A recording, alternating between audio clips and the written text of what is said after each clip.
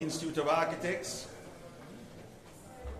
there's a representative from the Kingston St. Andrew Corporation, university deans, heads of school, faculty, staff, students, alumni, the wider university, ladies and gentlemen, members of the press.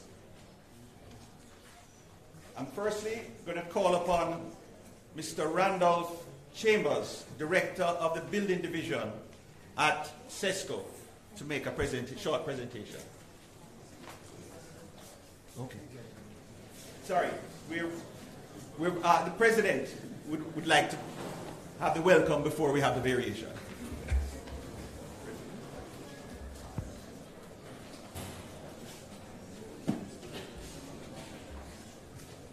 Mr. Master of Ceremonies, Architect Robert Woodstock, our special guest lecturer, Architect Gordon Gill, Dr. Garfield Young, Dean of the Faculty of the Built Environment, Ms. Heather Pinnock, General Manager of the Urban Development Corporation, Architect Jackie Ann Lawton, Head of the School of Architecture at UTech, Deans, Vice Deans, Heads of School, members of academic and administrative staff at UTech, architects, specially invited guests, students, ladies and gentlemen, good afternoon. It is my pleasure to welcome everyone to today's proceedings. We are happy that you have taken the time to attend this milestone lecture entitled The Common Sense of Performance Architecture, being delivered by one of the world's foremost exponents of performance-based architecture. We thank Architect Gordon Gill for accepting the university's invitation to share some of his vast expertise and knowledge in the subject matter. Our students of architecture, members of faculty, institutions of government, and the general audience can look forward to benefiting from learning more about the importance of performance-based architecture in building safe and sustainable communities. The most recent devastating earthquake in Haiti last Saturday underscores the importance of sustainable and purposeful architecture for the sustainability and resilience of communities and of human life. The lecture topic is of further particular relevance given Jamaica's and the Caribbean's vulnerability to hurricanes and other severe weather systems. This year's Ruskin Punch lecture, hosted by the Faculty of the Built Environment, is a very special occasion as it is occurring during the 30th anniversary milestone being marked by the Caribbean School of Architecture and also being held as part of the 60th anniversary celebrations being staged by UTech Jamaica. Our partner, the Urban Development Corporation, is marking its 50th anniversary milestone. So this is indeed a good time and place for this lecture in our respective histories. I note that the inaugural CSA Ruskin Punch lecture was held some 20 years ago as part of the school's 10th anniversary celebrations, then delivered by internationally renowned architect Charles Cornea. The lecture, Korea. I'm thinking about the lecture is named in honor of Ruskin Punch, the late distinguished Trinidadian architect who was noted to be a true believer in professionalism in architecture and in shared dialogue between generations of architects. It is evident that his legacy has made an indelible mark at the Caribbean School of Architecture and on several generations of students. It is good that the Faculty of the Built Environment is leading efforts such as this lecture to advance UTech Jamaica's thrust to contribute to public knowledge and engagement on matters of significant national and international development. Our graduates of the Faculty of the Built Environment in distinct but interrelated disciplines of architecture, urban and regional planning, land and quantity surveying, and structural engineering will be increasingly called upon to contribute to the shaping of policies and best practices for development and preservation of our physical environment for future generations. I am pleased to note that our students of the faculty have been at the forefront of several national development projects. Recently, final year CSA students were invited to take part in the Kingston and St. Andrew Municipal Corporation Ward Theatre Design Competition for a suitable design for the lobby of the historic Ward Theatre. Student Adori Lewis earned the first place prize and cash award of $100,000 for his creative design, and the top 3 places were also rounded out by CSA students Shane Jaslon and Megan Vieira. FOBE students have also been recently involved in the Habitat for Humanity project under a memorandum of understanding with the university to build resilience in Nagua Head, Portland. And in another project, FOBE students participated in a disaster risk management project to empower residents of the parish of St. Thomas. Our students were involved in building a 3D disaster risk model to provide valuable information needed to reduce loss of crops, livestock, and homes. We hope the members of the faculty and students who may have entered recently will be inspired by architect Gordon Gill's presentation this evening. And I note that architect Gordon Gill was the chief judge, or is the patron of this competition, and I was recently told by the Dean of the Faculty of the Built Environment that some of the teams which have made it through to the final round have representatives among current and past students.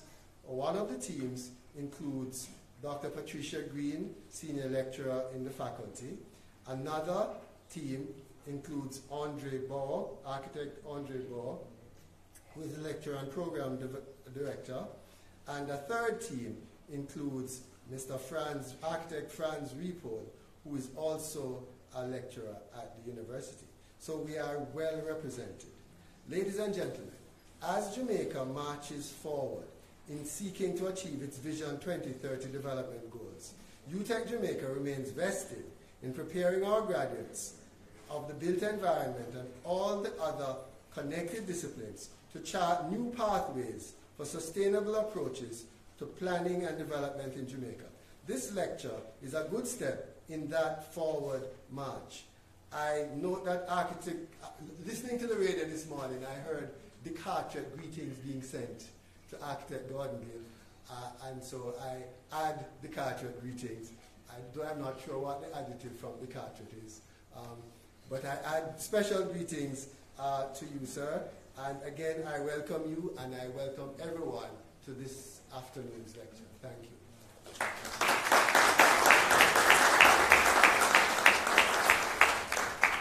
Thank you very much, President. And now over to CESCO and Mr. Randolph Chambers.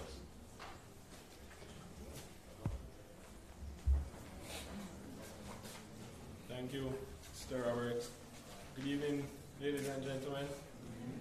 Master of Ceremony, the President of the University of Technology, keynote speaker, all other protocol observed. Ladies and gentlemen, good evening.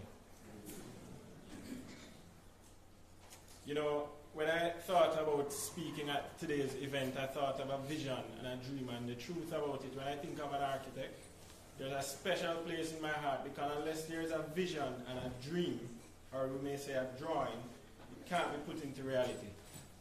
So today I just want to say CESCO is proud to associate itself with the University of Technology, the Jamaica Institute of Architects, the Urban Development Corporation, and the building construction industry in Jamaica and the region.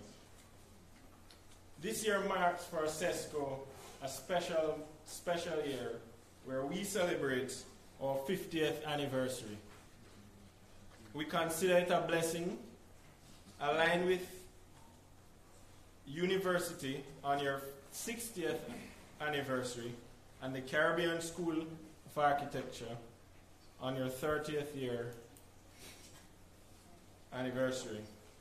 Our hope, our prayer is that this noble institution will continue to educate, to inspire, and develop the creative minds of our Jamaican and regional students and make their indelible marks not only in the regional spaces but also in the global landscape. Thank you.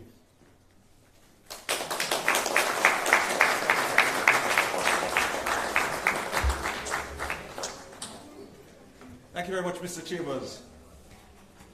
The President said something about the car trade, so I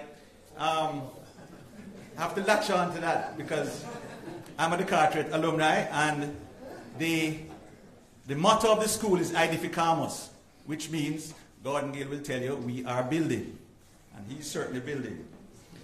The Ruskin Punch lecture series honors Ruskin Punch, an outstanding Caribbean architect who died in 1995. Most of you would not have heard about him and not aware that of architect Ruskin Punch. And so if you Googled him, you would find John Ruskin, the 19th century art critic, or Punch, the satirical English magazine. However, Ruskin Punch was a Caribbean man. He studied at the famous Architecture Association in London. He worked in Ghana for a few years, then returned to Trinidad. Firstly, working with the Ministry of Works, and later as a partner with Louis Otley, Anthony, and Brian Lewis at the famous Trinidadian firm Anthony C. Lewis Partnership. His firm was responsible for a number of iconic buildings in Port of Spain, including the Tatil Office Building and the Eric Williams Financial Center. He was president of the Trinidad and Tobago Institute of Architects and was a big regionalist and a strong advocate for the registration of architects in Trinidad and indeed the English-speaking Caribbean. He was involved with the formation of the Association of Commonwealth Societies of Architects in the Caribbean, ACSAC. He was instrumental in the formation of the Ginger Group of Architects, who through discussions on the built environment produced a number of papers involving young architects, and later served as the Caribbean School of Architects on the Caribbean School of Architects Advisory Board. He was very well liked, and the naming of these lectures after him is quite appropriate and deserving. Unfortunately, we've only had 2 lectures so far, but both by distinguished architects. The first was in 1999 to celebrate 10 years of the CSA, and this was delivered by Charles Correa, as the President pointed out, who told a packed audience at the conference center that you are at a crucial juncture, both for the nation and for the School of Architecture. Please realize that our challenge is not to reinvent. If you copy the past, you have belittled it.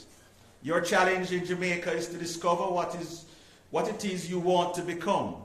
Your technology is simple and direct. Use it to create something special. The last one was by architect Douglas Cardinal in 2002, and he spoke about the built environment as a methodology to heal a community.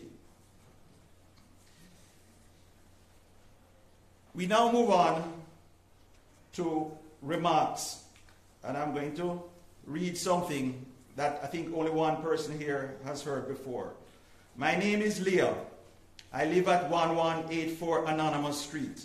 I live in a project you may have drafted, and let me tell you, you and your standards, where I live is not a unit. I am not a statistic. I am a real person. I long to feel at home, a sense of place to belong here. These are days I'd like to curl up in a corner and feel at peace, but there is nothing worth remembering, nothing I'd call my own. Only one person may recognize that poem, Pathetic Fallacy, from 1997, the first issue of Axis, the Caribbean School of Architecture's magazine. The author is here this evening, not as a victim, but now as the acting head of the government's primary development organization.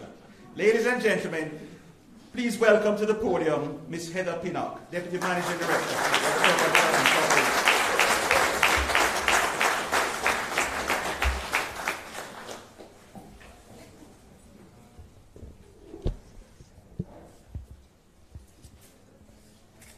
Mr. Master of Ceremonies.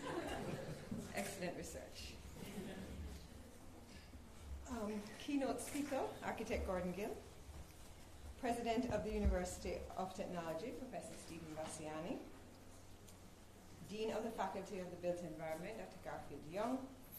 Head of the Caribbean School of Architecture, Architect Jackie Ann Lawton. Dr. Sandiford, representing the Ruskin Punch family, and Architect Chris Liu, President of the Jamaica Institute of Architects. UTech family, Caribbean School of Architecture family, UDC family, distinguished guests, ladies and gentlemen, good evening. As you have already heard or may know, the relationship between the Urban Development Corporation and the University of Technology goes way back, all the way to the 70s. This speaks to the magnitude of the expansive foundation the UDC and UTech have built, because I know some of us here today were not even thought of in the 70s. This is a long-standing association between two entities that has caused numerous projects and professionals to make considerable contributions to Jamaica's built environment. This indeed is a special moment in our history. The UDC and UTech, as well as the School of Architecture, are all celebrating significant milestones this year. This year, as said before, the Caribbean School of Architecture celebrates its 30th year. And the Urban Development Corporation celebrates its 50th year. And the University of Technology celebrates its 60th year.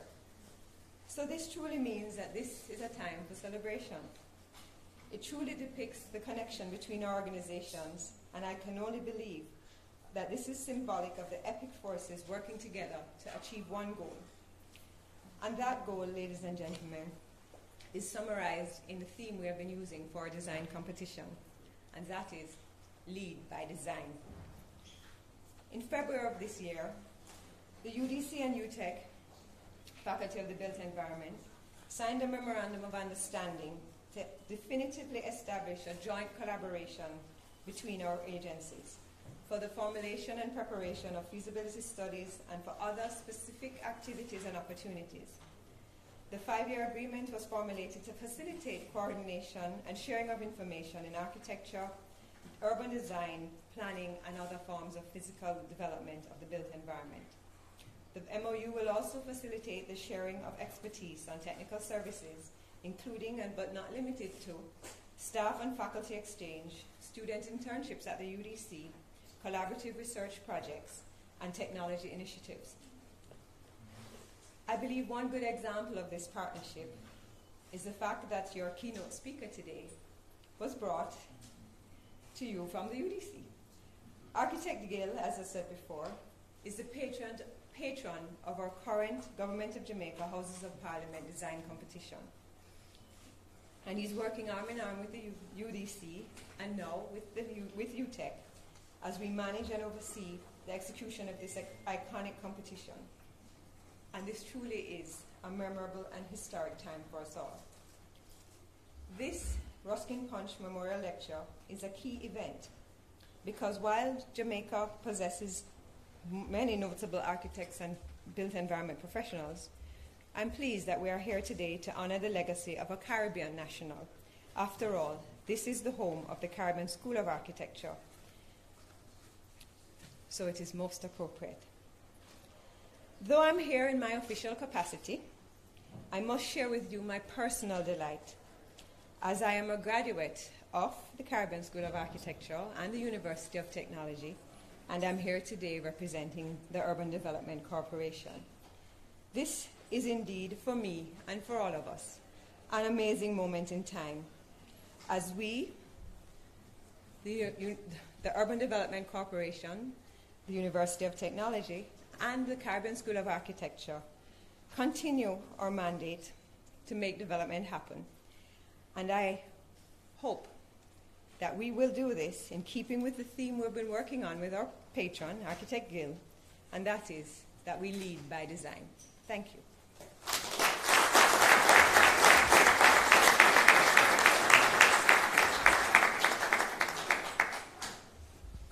My name is Leon. I live in a box with windows 10 by 10 by 10 and no hope of personality. How wrong she was. Our next speaker is going to introduce the guest speaker. And so it would be inappropriate for me to have a big, long introduction of the person who is supposed to give the long introduction, except to say that she is the one person here who probably needs no introduction.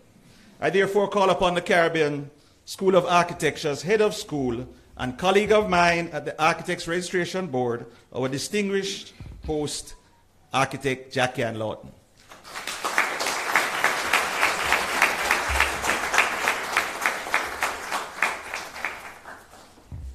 Thank you, Robert. I'm not as tall as you, Heather, so I'm sort of adjusting the mics. Okay, so good afternoon and welcome, everyone. Professor Bastiani, thanks you for gracing us with your presence. Dr. Young, Faculty Dean. Gordon Gill, our keynote speaker, thank you for agreeing to that. Acting Managing Director of the UDC, Heather Pinnock, alumni of the CSA, President of the Jamaican Institute of Architects, Mr. Christopher Liu, Fellow of the Jamaican Institute of Architects, Mr. Architect Marvin Goodman, former Dean of the School of Architecture, Patrick Stanigal, and other important guests. Welcome. Students, I'm so glad you're here. I mean, the auditorium is filled.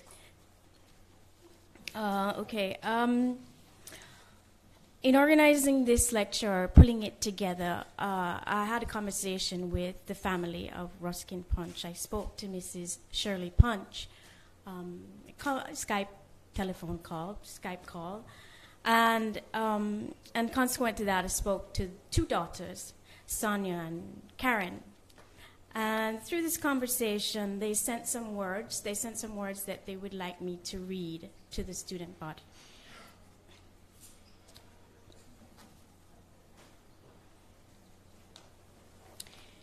He effortlessly championed many causes, no matter how small, by guiding those in need, physically, strategically, and financially. He helped others with his given talent, never himself. He was a soft-spoken, visionary leader in all aspects of his life. As Ruskin helped others, we, the family, vow to help the department and the lecture series because you are a part of his legacy as much as we are. You are the Caribbean architects of the future who will sustainably transform the landscapes that we know today. You will become the visionary leaders and the link between the past and the future. Who of those that worked with him and enjoyed the fellowship camaraderie at his home in Moore Avenue are among the rugs of Cipriani Boulevard?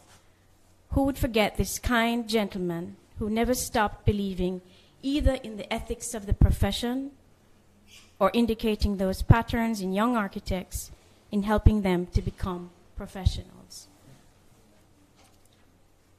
I would say that those members of the faculty of the School of Architecture that were at the opening yesterday of the 5 premiated entries for the Parliament Building Competition, and also the commendations, were ecstatic.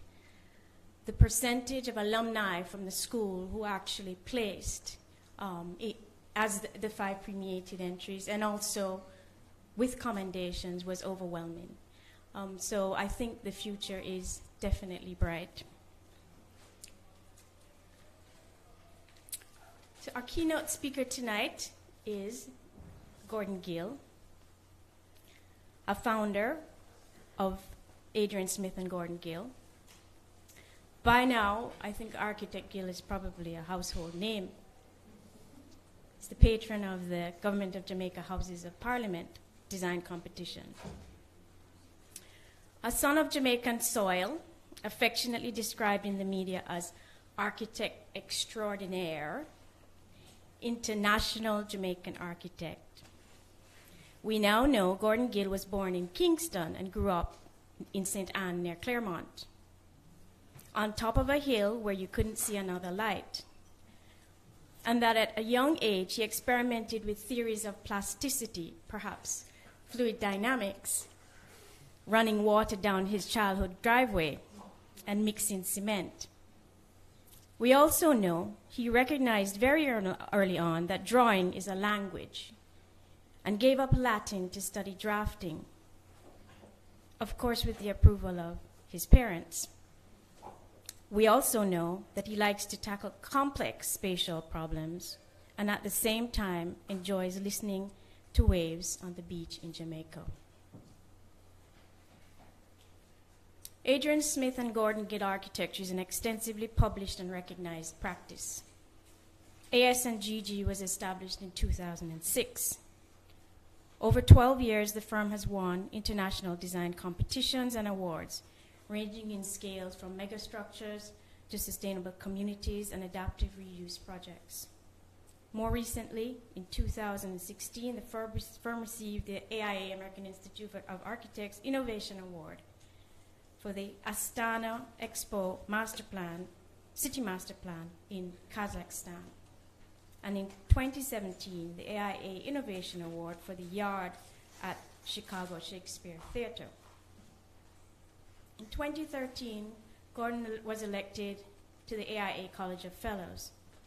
His repertoire includes, but is not limited to, Pearl River Tower, Guangzhou, China, designed as the world's first net zero energy skyscraper, and the Jeddah Tower, Jeddah, Saudi Arabia, currently under construction, aiming to be the world's tallest tower.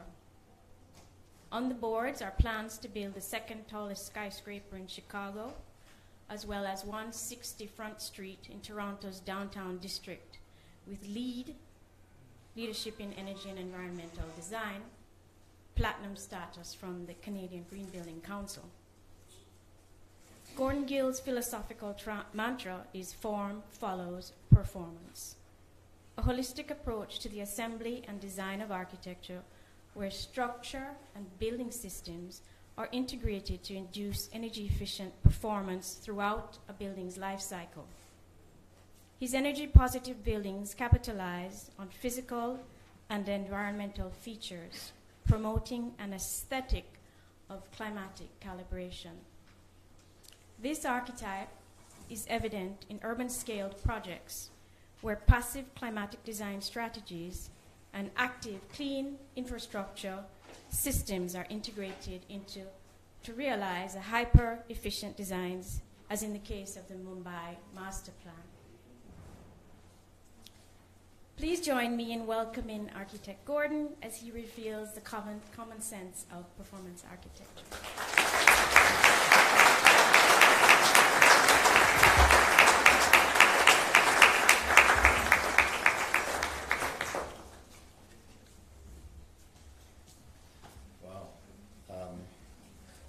I think I should say anything after that.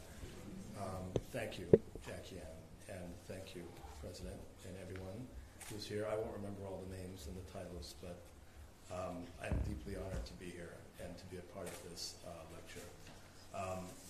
Welcome, everyone, and thanks for coming out on a rainy Kingston evening. Can you hear me if I speak like this? Is this all right? Closer? Closer. Is that better? Louder? Better? Okay. I think I'm going to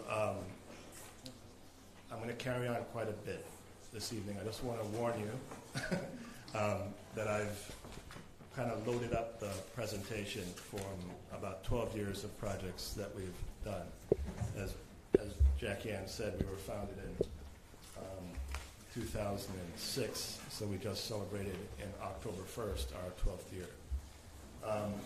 Just a brief intro. We are about 80 people. Yeah, are we dimming lights? Are we killing lights? Yeah, that would be good. More. Is that better? Good. Great. Thank you. Okay, so we're about 80 people in Chicago. We have one office. Adrian Smith, myself are the design partners, and we have a third partner by the name of Bob Forrest. Bob's our management partner. We all work together. Adrian and I have worked together and known each other now for 25 years, since 1993. We're all at Skidmore, Rings and Merrill, and then we left in 2006 to form our own firm. There are a lot of stories about when we started. There were only 5 of us on the 19th floor of a building downtown Chicago, 111 West Monroe. We had some cardboard boxes and some hollow core doors, and the biggest box in the room was the one from the copier that we bought. So that was the conference table. And that's how we started. And we had a space up on the 23rd floor of that building, and we thought maybe that we would be around 50 people if we did well. So the 5 of us started working. Adrian and I got on a plane, went around the world, and introduced ourselves to some of our old friends and some of our new friends. We're probably most known for our super tall projects. They get a lot of attention. I would tell you that the master plans are often part of that process for the super talls. We have a number of those. I'll show you a couple. I'll show you a couple of the super tall tonight as well. But we also have a range of mid and small scale projects.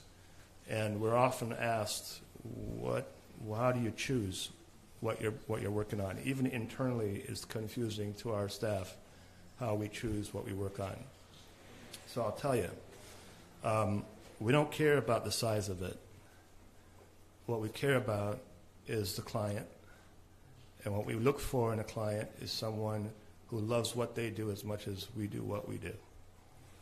So we're looking for somebody that loves architecture, that is committed to quality, that has a dying relentlessness for and a passion for what they do. So for example, we'll work with not-for-profit theater companies for 10 years, just because they're really good at what they do. We'll do park projects because it's important to a neighborhood. On the other hand, we'll do the world's tallest building because we're asked to. So the range is broad. In 2007, kind of running in from 2006 October to 2007, we were asked to do a competition in Abu Dhabi.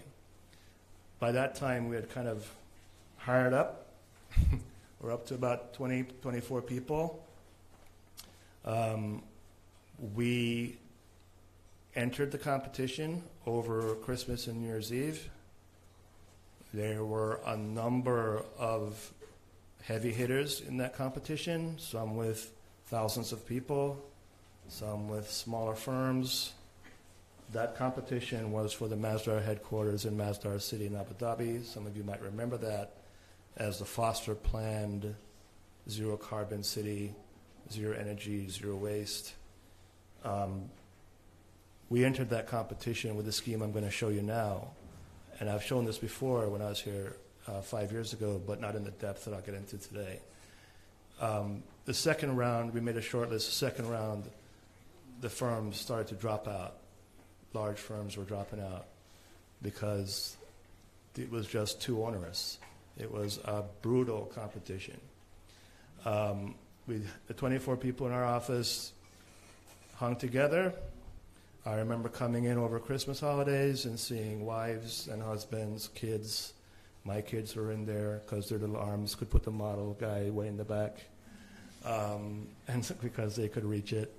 I saw people building trees, gluing down cars. I remember an old lady that was standing beside me. I said, "Who are you?" And she said, I'm Brian's wife. I said, what do you do? She said, I'm an accountant. I said, why are you here? She said, because you told me this, we had to win this. That's what I mean about commitment. You know, it's everybody is in on it. And, you know, we won that competition. And it was really great. It was impressive for ourselves because we didn't expect that we could bat that hard. We could hit that hard when we only had 24 people. So here's what we did. We start every project with a pretty deep analysis of what we think are the environmental assets that the site has. Sometimes it's sun, sometimes it's geothermal, sometimes it's a combination of social issues, sometimes it's geography or topographical, sometimes it's ice. It just depends.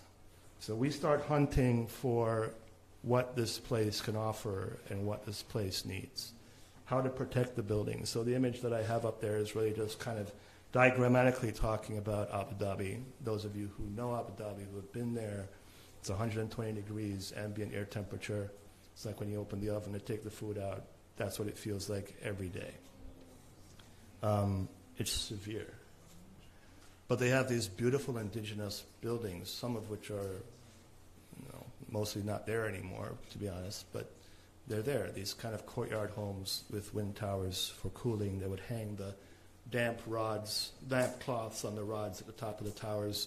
The wind would come across, it would cool, evaporate, that cooler, dense air would filter down and cool the courtyard. So that was the kind of indigenous typology that we identified.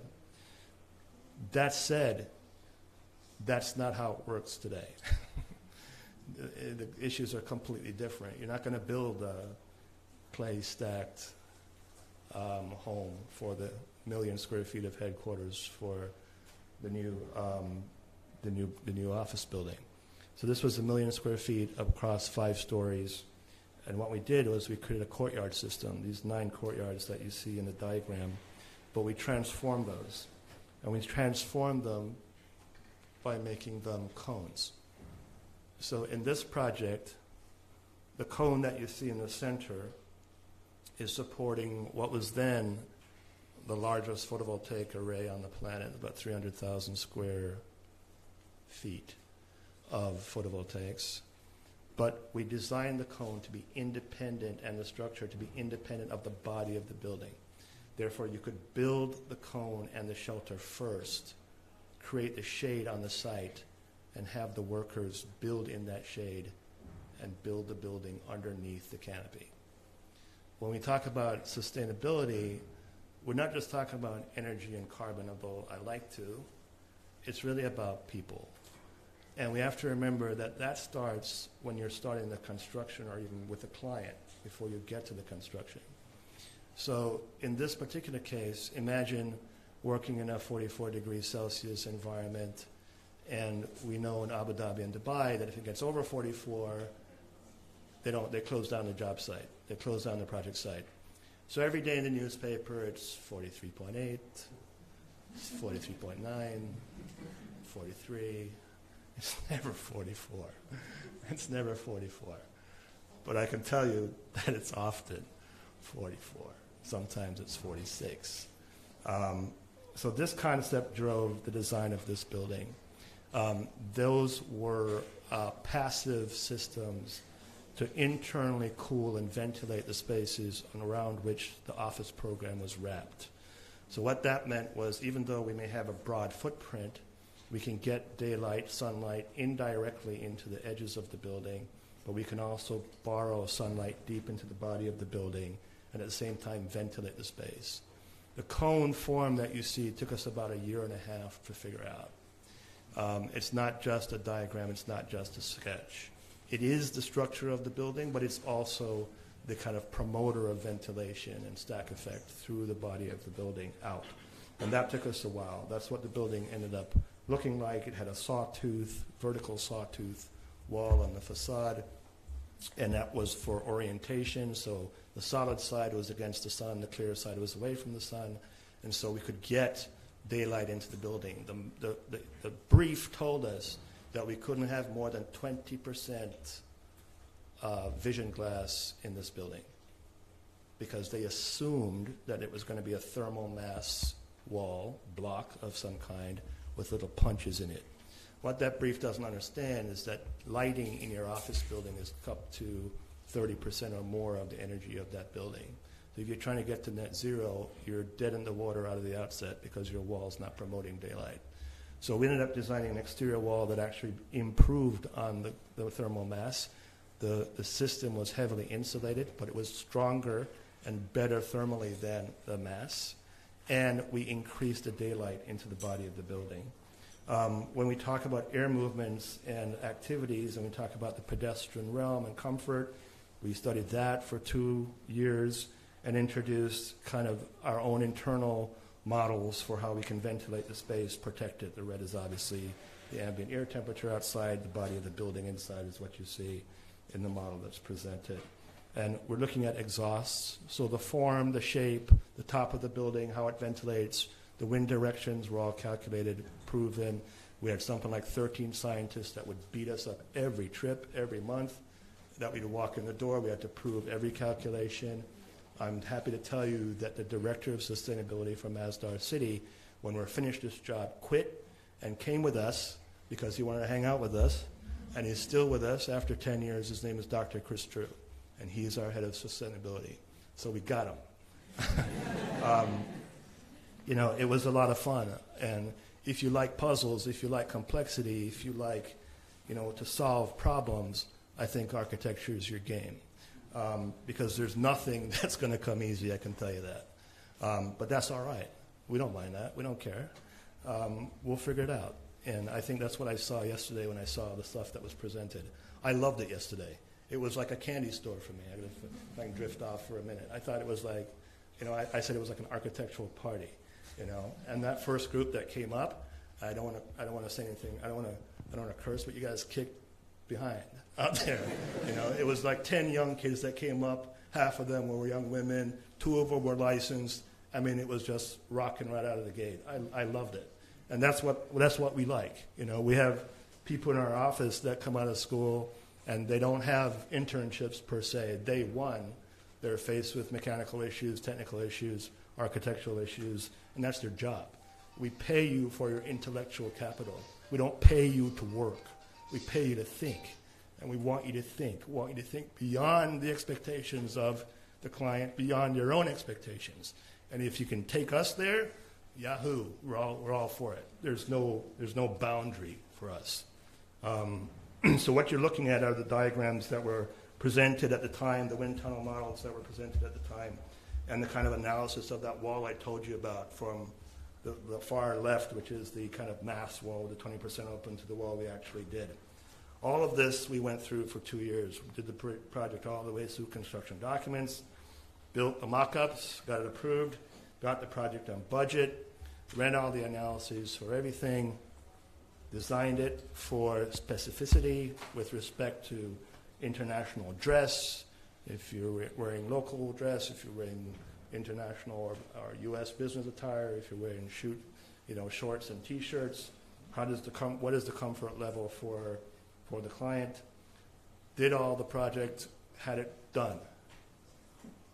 They built the slab in the desert, and then the project stopped. Because in 2007 to 2008, if all of you remember the crisis that we had, the economy went out of the bottom. And everybody always was, oh, that's so sad. They never built the building. Yeah, sad that they never built the building, but we learned a ton from that project. And I can tell you that when we started from 5 people, I went to 24 and won this and went through it for 2 years. We then had the guts to go out and pursue bigger and bolder projects. And I can tell you, going in for 2007, we had won something like 30 million square feet of projects in the Middle East and around the world. We had enough work for over 1,000 architects. We went from 5 to 1,000. Now, it's just a story. It's just a story. It's not necessarily good. For those of you who have your own office, and you go from 5 to 1,000 in 6 months or 8 months, it's scary as hell. And I can tell you that we taught us something. And I'll tell you that, when the correction came in 2008, all those projects stopped. It was very painful to let some of those people go. But we learned something. We learned that, we didn't want an office of 1,000 people. We were hiring other firms to help us do our work, and that's come back to us in different ways. We gave them projects and gave them jobs and helped them through some hard times. We were fine, but a lot of people lost their firms at that time. But we realized that we never wanted to be more than 100 or so people. And the reason is because we are constantly involved in every project we do. If we take it, we do it. We're not kind of anonymous partners. If we take a job and you're our client, Adrian will show up, I will show up, you'll have to lock us out because we're going to be constantly there asking you questions and working with you to get it done. So we don't hand stuff off. The same thing is true with the staff. They tend to have a very voracious appetite for what they do. When we downsized in 2008 and we didn't have anything to do, we were wondering what was going on with all the 2030 challenges that were being signed around the country. The mayor of Chicago signed one, and that was really to meet the carbon footprint challenges in 2030. So this is all the way back, this project is all the way back in 2008.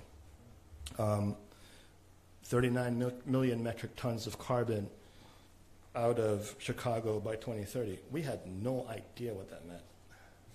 No clue. We're like, what is that? How does that happen? So we said, let's go over to City Hall and ask them. Let's go ask them over at City Hall. And go over to City Hall, and after about a week or so, I said, nobody knew. Nobody knew what that meant. Nobody really knew what it meant. So we took $500,000 of our own money, and we took the entire office, and we put them to work to unpack the systems of Chicago, the city, and figure out how you measure carbon. How do you calculate it? What is the interrelationship between it? And what does it mean when you say you want to take 39 million metric tons out of the city? Well, you can spend $2 billion and build a wind farm and take the city off the grid, or you can spend about the same and build a solar farm and take the city off the grid. That doesn't do squat for the city. There's a lot for the guys selling the photovoltaics or the guys selling the wind turbines. It doesn't do anything for the citizens of the city. So the answer is not necessarily a technical fix or a technological fix. The question is, what are you doing with the quality of the environment that you're designing? So we drew a little map, and we took the downtown core, and we calculated that that downtown core was probably evaluating about 1/10 of that 39 million metric tons. So we extrapolated that, and we built our own little virtual model at the time. And you'll notice in this model that the red is office. We had a 90% predominantly office core in Chicago in 2008. And we determined that because we could calculate that residential uses less energy than office on an annual basis, that a mixed-use approach to the downtown core in Chicago was the way to go. So we began to test that. We had to test what would happen if you repurposed existing buildings or older buildings to become residential. But when you do residential, you got to have other things with it. You have supermarkets, you have schools, the guy that cuts your hair if you have hair.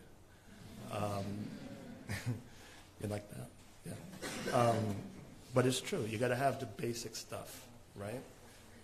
And so that's what we did. There are some things in Chicago when we talked about latent assets that we didn't know at the time. For example, the street that our office was on has a subterranean tunnel that runs from the metro station on the west all the way to the lake. And that was built because at one time they thought they would have coal running up and down in there. Turns out there's a whole network of coal tunnels in the city that were delivering coal to the buildings, the basements of the buildings. So we turned those into kind of conduits for chilled air, 50 degrees, buried down in the ground. Used that to test the building performance in the summer and cool buildings. And then we were asked to do this project. This project, if those of you recognize the building, now called Willis Tower, Sears Tower originally, 4 million square feet, 1976, 78, heat by light, single pane glass, tinted, big building. Client came to us and asked us if we would design a net zero energy hotel on the parcel with Sears. There's a little piece on the south side that you could put the building on. We said no. I said, why not? Wouldn't you be excited about that? We said no. Why? Because you can't pencil out a net zero energy hotel in Chicago in the economy we have. It doesn't work. The math doesn't work. However, what are you doing to the big guy? Well, they've done a lot to the big building. They had a glass replacement program. So they were starting to replace all the glass. Problem was, they replaced all the single pane glass with single pane glass. So there was no kind of afforded us to build the equivalent of 4 500,000 square foot hotels on that site with no impact whatsoever to the grid. So let's see if we get this straight. You're telling me that we can go in, tackle the existing building asset, make them more efficient, new building about the existing buildings.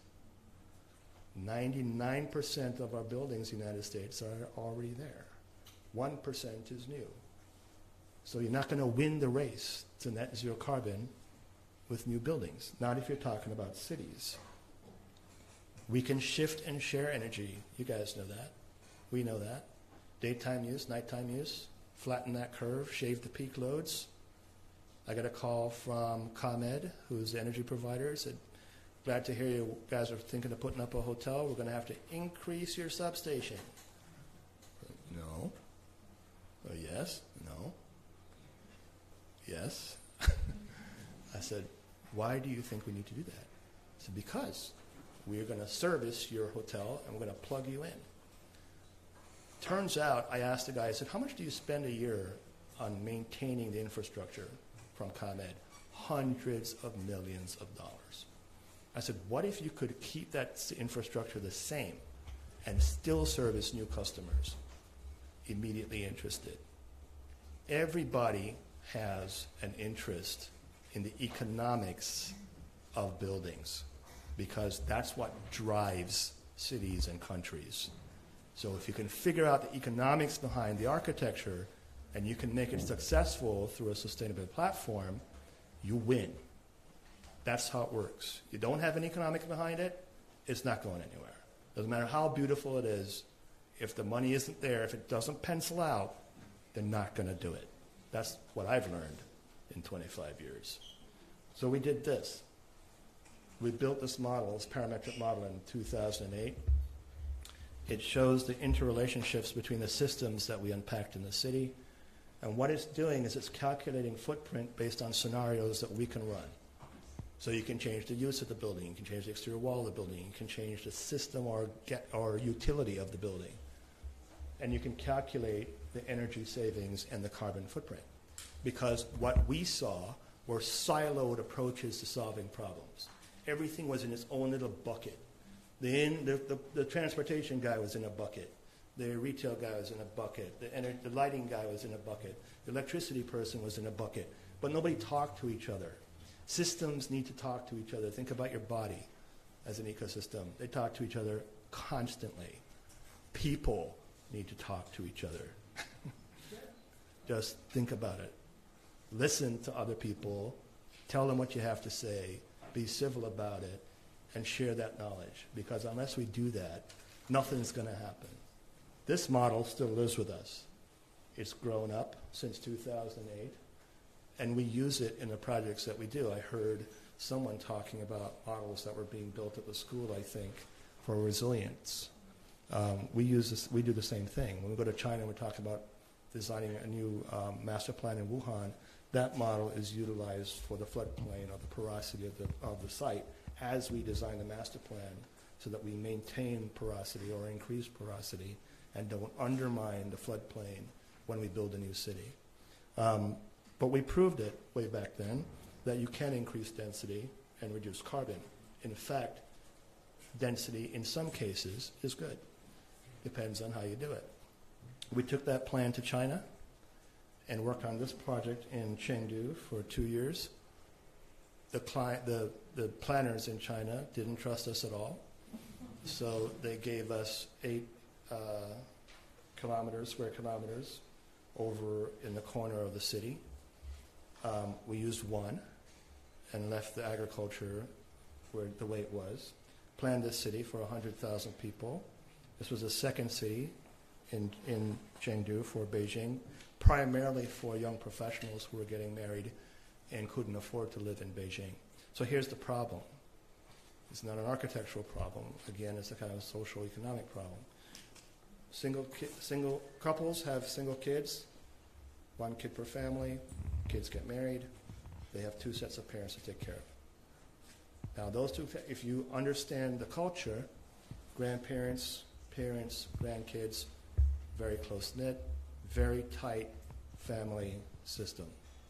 However, if the young professionals want to live in Beijing, it's very expensive. They can't afford to have the grandparents there, so the grandparents have to live elsewhere, and that system gets severed.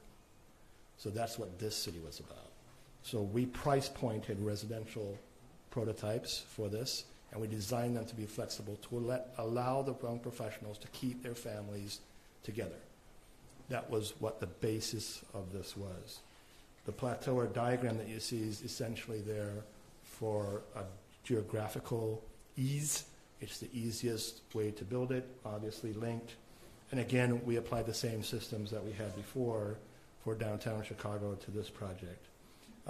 We do the wind study, tabletop studies, as we do for all of the projects. And in the end, after 2 years of study and applying the kind of mixed-use knowledge that we learned in Chicago, the planner said, okay, all right, why don't you come do this in the city? And they gave the client a new site. So that site we planned, and that plan is under construction. So it took a while for us to explain the kind of madness or the thought process, and it took a while for us to prove it.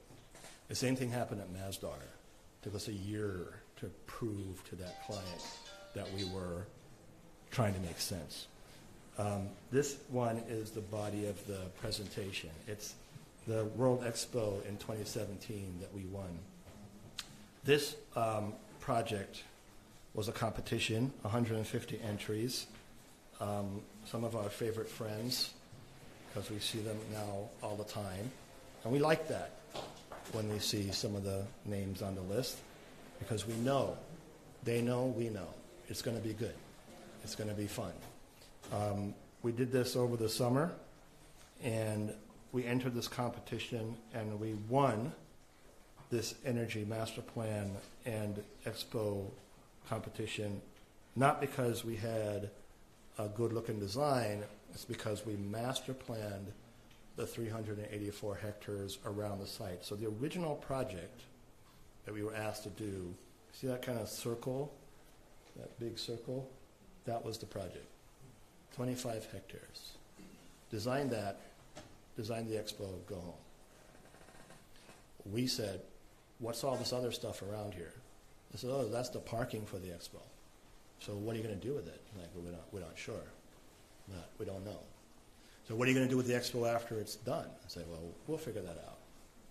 So we flipped the equation. We said, let's design the expo for legacy and back it into the expo.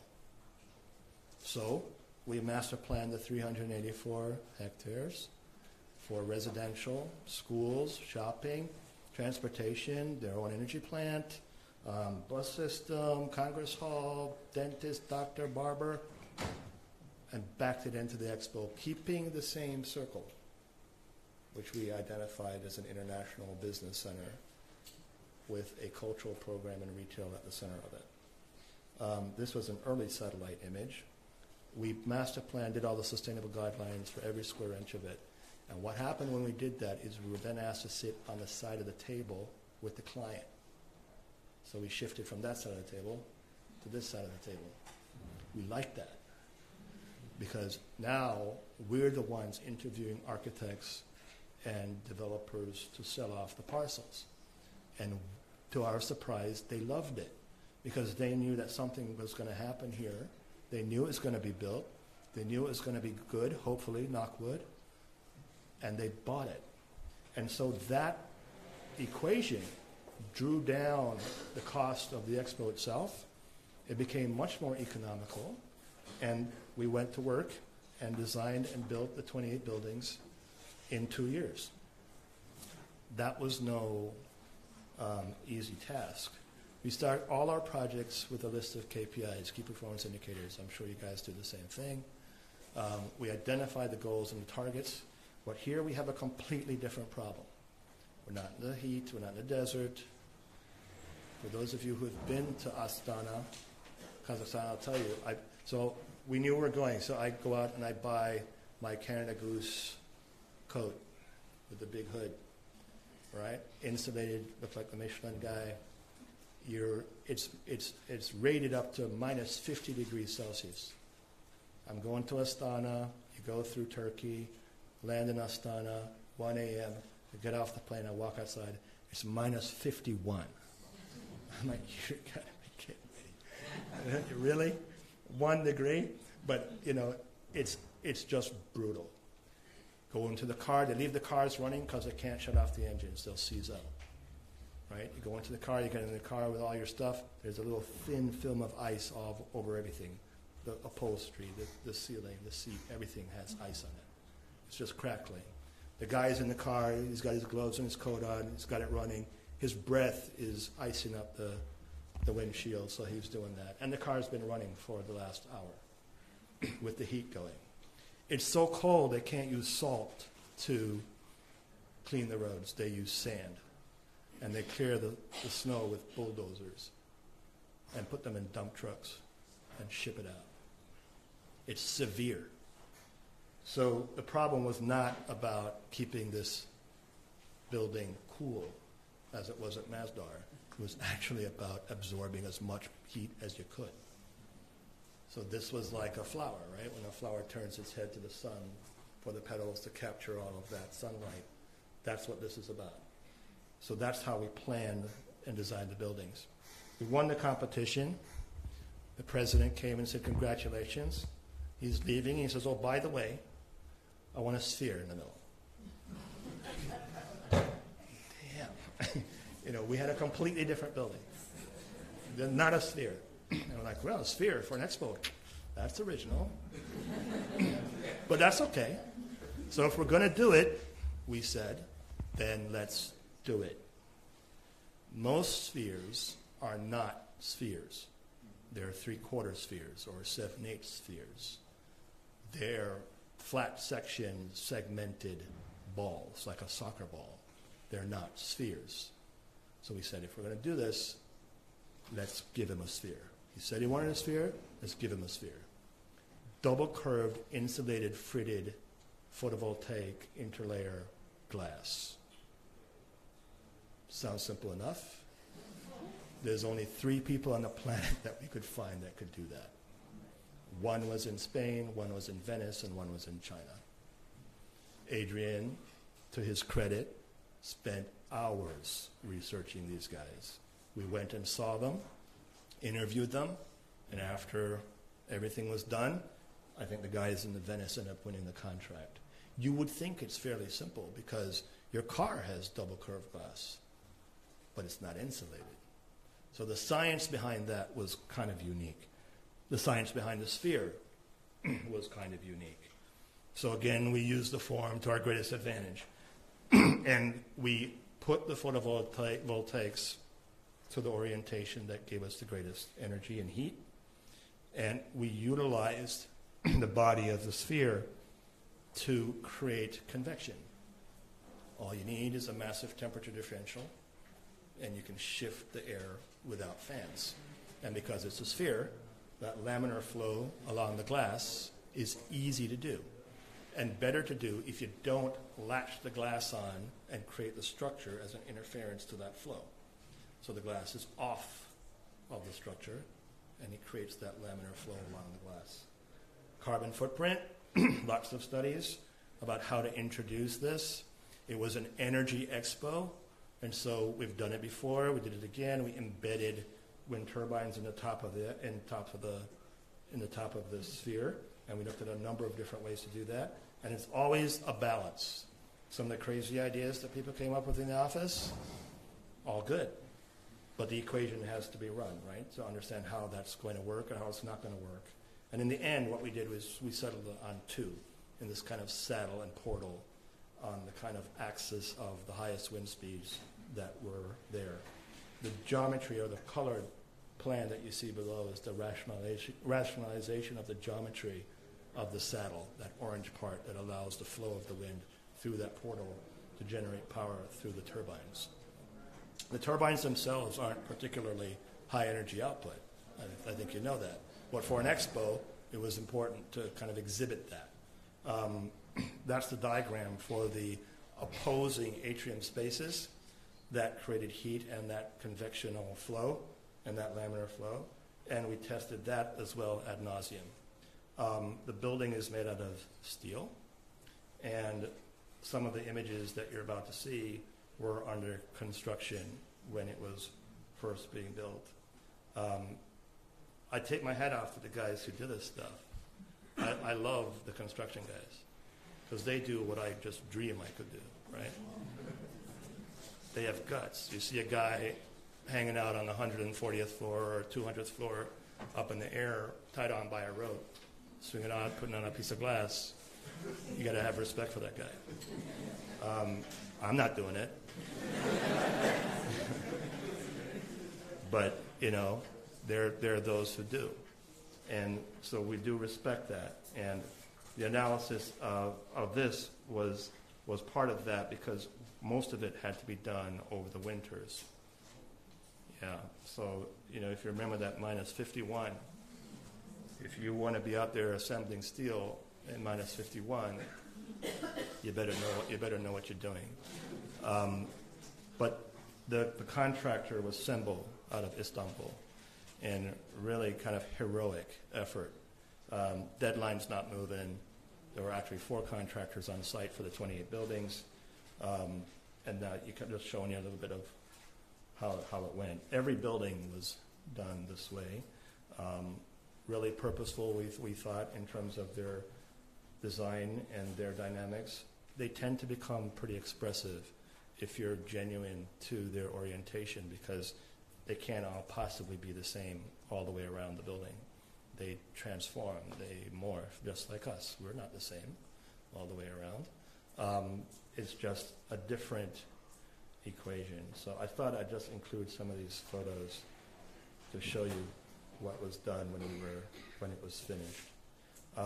This one is the 3,000-seat Congress Hall that we designed. That's where the opening and closing ceremonies were. These were the kind of gateways for the large crowds to go through. This became the street for the drop-offs for the international buildings. So the banks are on the right, the retail is on the left, and the Sphere, which I showed you, became a science center. That's underway now. That's a true shot at the top of the Sphere. The internal space, so when I said it was a true sphere, it comes all the way down inside and finishes off in the center of the core. That was done so a kid could lie on his back and look up and see the stars because that's all LED. You see the little message up there. And then at night, the whole thing goes live. And they had 4 million people show up in the 13 weeks of this project. And they were pretty happy. I think it was a pretty good success, but I think the biggest success is that it's going to have a home and a legacy to it. It's not just about the 13 weeks. Some of the work that we do inside, thank you very much. Some of the work that we do inside is the guys looking at one of the interior walls of one of the buildings. The building is the 1,000-seat theater that's in one of the projects. We build and test those mock-ups internally and play with them and figure them out. We have hackathons on the weekends where the guys come in and invite their friends from other firms, and they come in and play with things and figure it out. And then we built this mock-up inside the office. So that's the mock-up. That's the wall after it was contracted out. And we like that kind of stuff. And then they started playing with light in the wall as we did, and they got some pretty good effects. So this was a rendering that we had of the interior space, the lobby, before you go into the theater. That was the rendering, and that's a shot of the actual wall and the entryway. So I think this is this going to run for you? Yeah. So this was a video. They had a drone on site that they would use to shoot the construction, and I kind of explained the magnitude of this. So let me go back and talk to you a little bit about the site, since you're seeing it this way.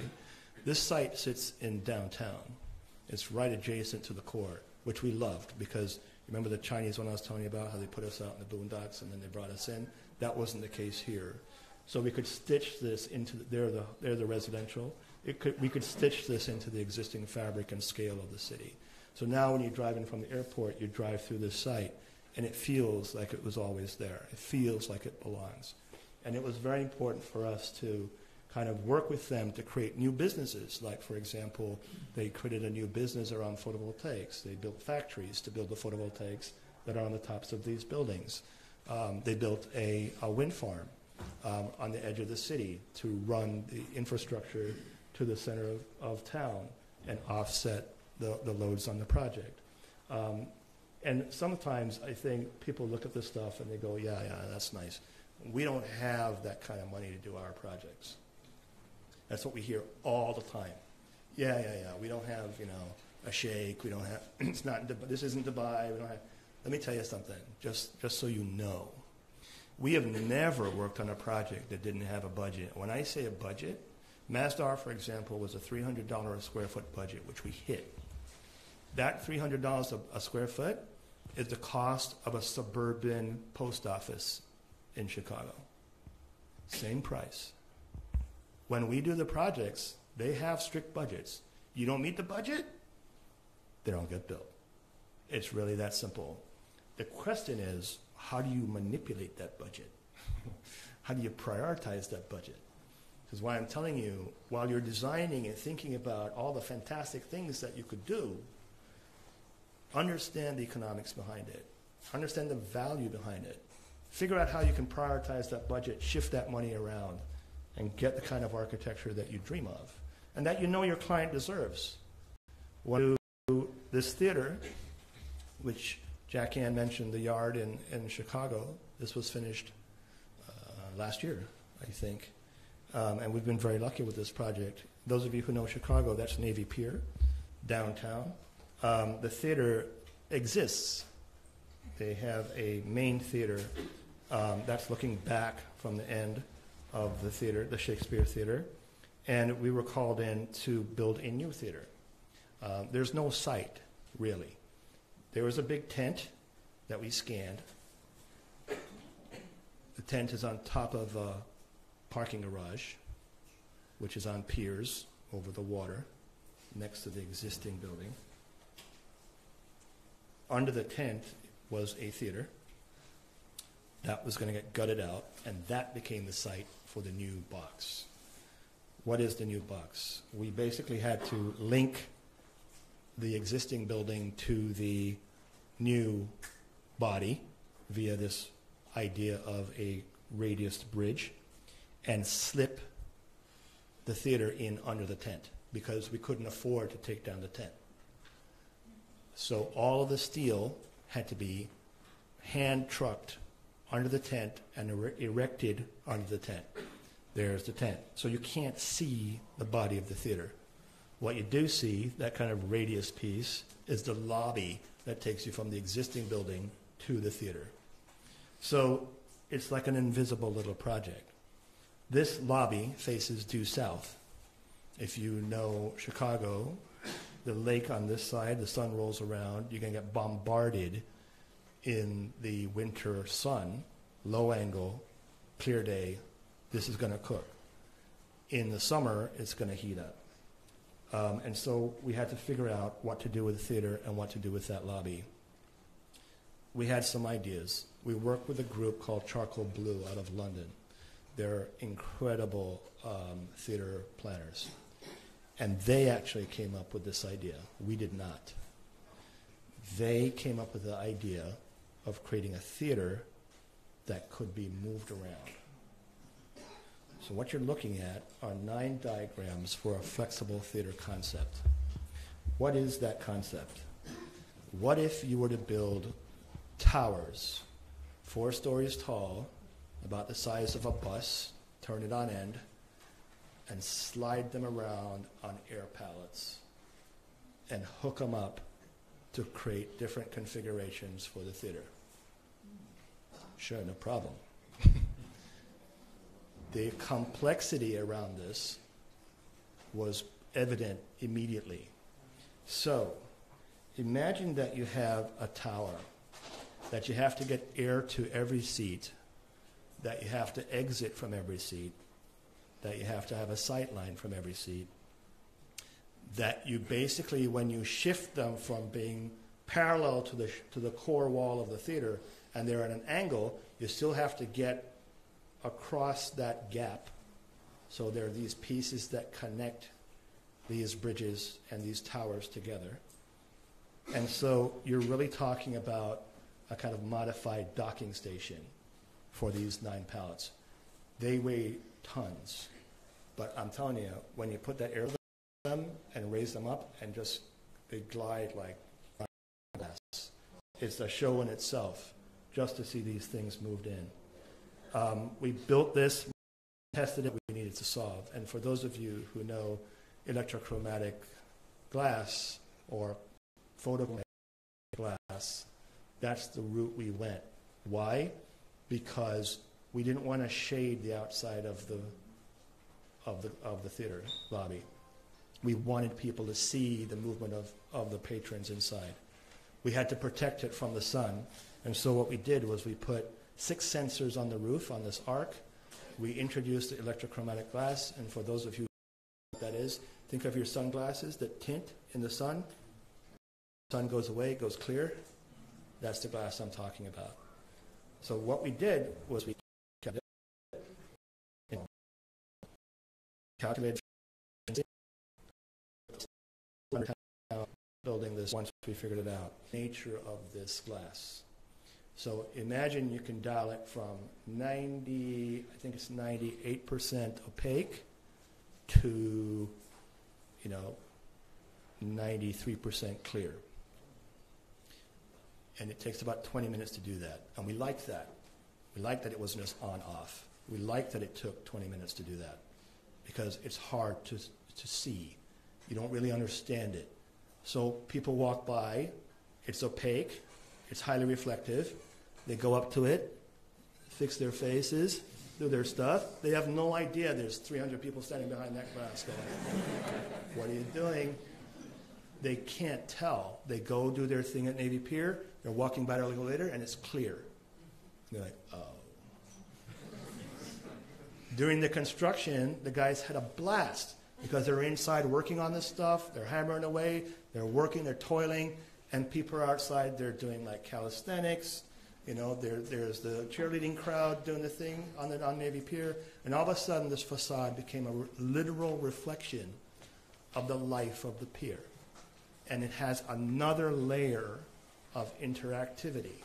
And now the question is, who's on stage? Where is the stage? You flip that equation, and we told the client this was going to happen. You will notice that the human behavior is going to be attracted to this thing. And the reason they're attracted to it is not because it's flat. It's not flat. It's curved. So if you look at this image, you can see that the building is reflecting the Ferris wheel, which was beyond and over there. And the reason it's doing that is because that Ferris wheel is being reflected in the existing building, and the curve is picking it up. So you get double. So what happens is when the glass goes in and people stand at the edge of the glass, they look and they see like 1,000 of themselves going around the corner, and they love it. Little kids love it. People love it. They're taking pictures. They're taking selfies. It's engaging. The psychology behind the architecture is simple, but it's fun. And it's fun because it's at Navy Pier. It's supposed to be fun. It's not a corporate office building. It's a theater. It's supposed to be engaging. So inside the theater, the set transforms. What you're looking at every 2 columns is a tower. So this entire thing moves. Everything moves. There's nothing nailed down that you're seeing here. All the chairs are on pallets, all the trellises, it just slides around. So they change the configuration every time they want to flip a show. And what was important was that whenever you do a show, it feels like a theater. It feels like a set. There's no proscenium in this theater to speak of because it's not formal. And so the architecture becomes a part of the experience. You know, they even bring people in just to watch them move towers. We've been very lucky with this project. We've won a number of awards on this since it's been done. And the transformation between nighttime when it's transparent and daytime when it's reflective is real. It's tangible. And so we like that. Same thing when we're in the desert, building 74 stories of condos. We designed them to self-shade. We create them as boxes in the sky that look on to Burj Khalifa. They're self-shaded, they're staggered, they create a texture, an architecture, an experience that puts you outside the body of your unit. Because if you can engage and look back and see the parts of the building, I believe that's a unique experience. Very few buildings allow a human being to have a kind of literal outer body experience of the project. They tend to be flat. So this building was started in 2008 when I told you everything shut down. And then they came back to us and asked us to finish it a couple years ago. So it's almost done in downtown Dubai, downtown Burj Khalifa. This building is in Seoul, Korea. Office building, 50 stories, for the Federation of Korean Industries, FKI. So the client came to us and they wanted a box. A box? Yeah, I want a box. What kind of box? A nice box. All right, good enough. What do you do with a box? Once again, you start with your analysis and your understandings. You talk about the kind of communal spaces that are required in office space, the interaction between people who don't see each other on a regular basis but could, that kind of dynamic of introducing people to each other. So we created a series of multi-story atria in this building that stagger up and around the building. And it is a box. It's a rectangle with one small twist. The exterior wall is a shingled sawtooth. So you know when you're at the airport and you see the observation towers and the glass is tilted, it's about 15 degrees. It's tilted like that for a couple of reasons we learned. One is that because you're observing the airstrip and the airport, you have to have a really good sight of standing in there and looking down. So you look down. You could have done that with flat glass, but when you tilt it at 15 degrees, it cuts the angle of the sun on the surface of the glass and it reduces glare. Glare is not good for an air traffic controller. So if you're selling an office space and you are selling floor-to-ceiling glass, we observed that all of the office spaces that we visited that had floor-to-ceiling glass, and it happened in our office when we opened the first one, everybody pulls the shades. And they pull the shades because they can't see their computer screens, because computer screens don't like glare. So what's the point of having floor-to-ceiling glass if you got to pull your shades all the time? So we came up with this. And we were told that we couldn't do this. Why? Because it would be horribly expensive. You can't just move the glass out of plane. So, okay, time out. What if the spandrel was a photovoltaic panel that faced up to the sun?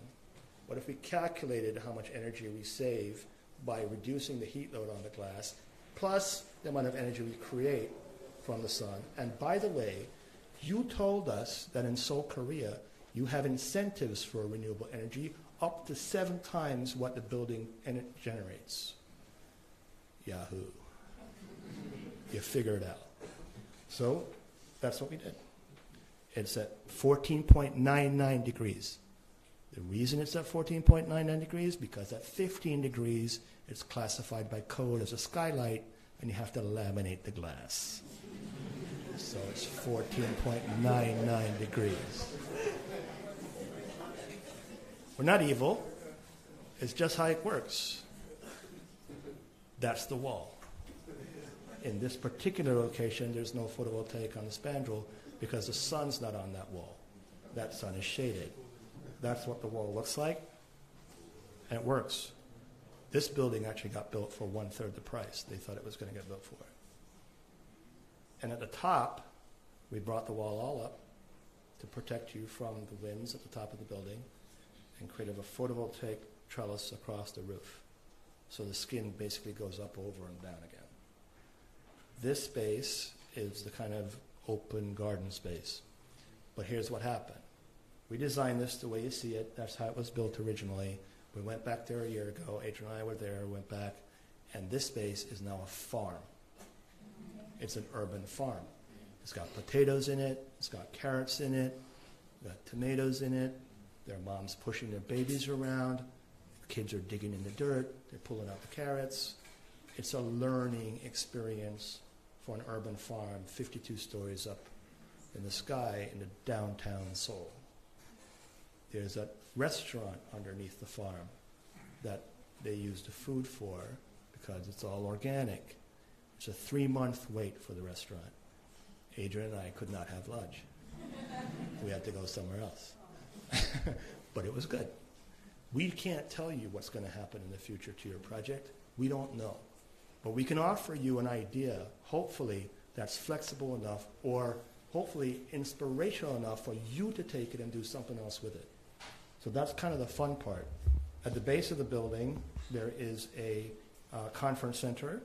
What you're looking at, the reason we took these shots back then, is because this conference center is, think of it as almost like an elliptical loaf.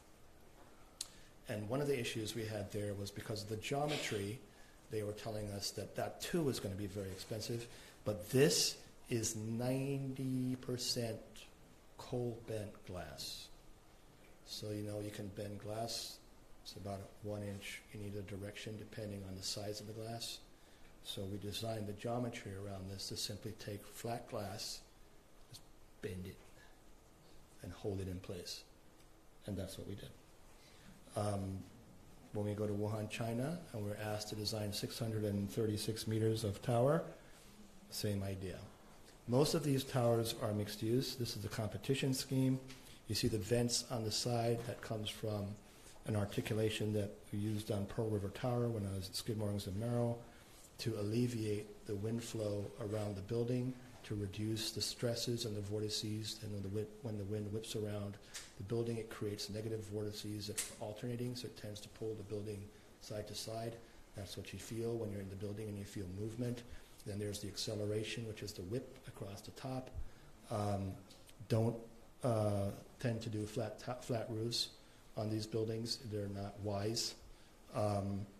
So in this particular case, it's basically an airplane wing with wind foils on the side and a very heavy textured facade to protect the skin on the outsides. When we did this and ran it through the model, that was all good. But what was interesting, go back to that one, is you see the vents on the side there? When Ritz-Carlton was taking the space, they said, hey, can we go out there? Like, sure, you can go out there. Like, great, because then we can offer suites on those floors. And if we just pull the glass up a little bit, those could be the terraces for the suites. So this is what I mean about if you show somebody something that they don't expect, maybe they have ideas that could reinforce what it is that you're trying to do. And that's what we did. When you're 2,000 feet up in the air, that wind that's whipping through there is an issue, right? So what we are doing there, and we learned this on Burj Khalifa, is the negative pressures that are on those horizontal surfaces as the wind tears apart, that's what's going to suck you off of there. So it's not really blowing you off there, it's really pulling you off of there. So what we do is just bring the glass up like I showed you on FKI, maybe in the range of 8 or 10 feet, so that you're fully protected and the foil comes over, it dips down a little bit, creates a little bit of a curl, and then goes out. But we know that by ventilating these buildings, as we do You know, if you see the guys that are jumping off of mountains and hang gliding and stuff like that, we are reducing the saleable force on the body of the building. When we did Pearl River Tower, everybody thought I punched holes in that building to put these little turbines in the holes. That's not the reason.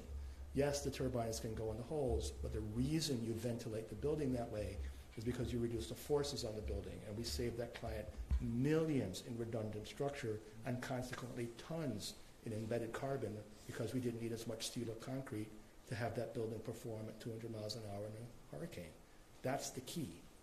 That's how it works. And you can calculate that stuff. So hopefully there's always a science behind what I hope ends up being something beautiful. In this particular case, the geometry was pretty complex. Mixed use, as I mentioned, hotel, office, apartments.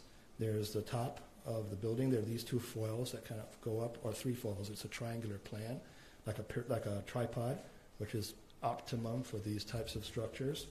I think I have some images of the top, the base, and it's beyond this now, but here's what the skin is like.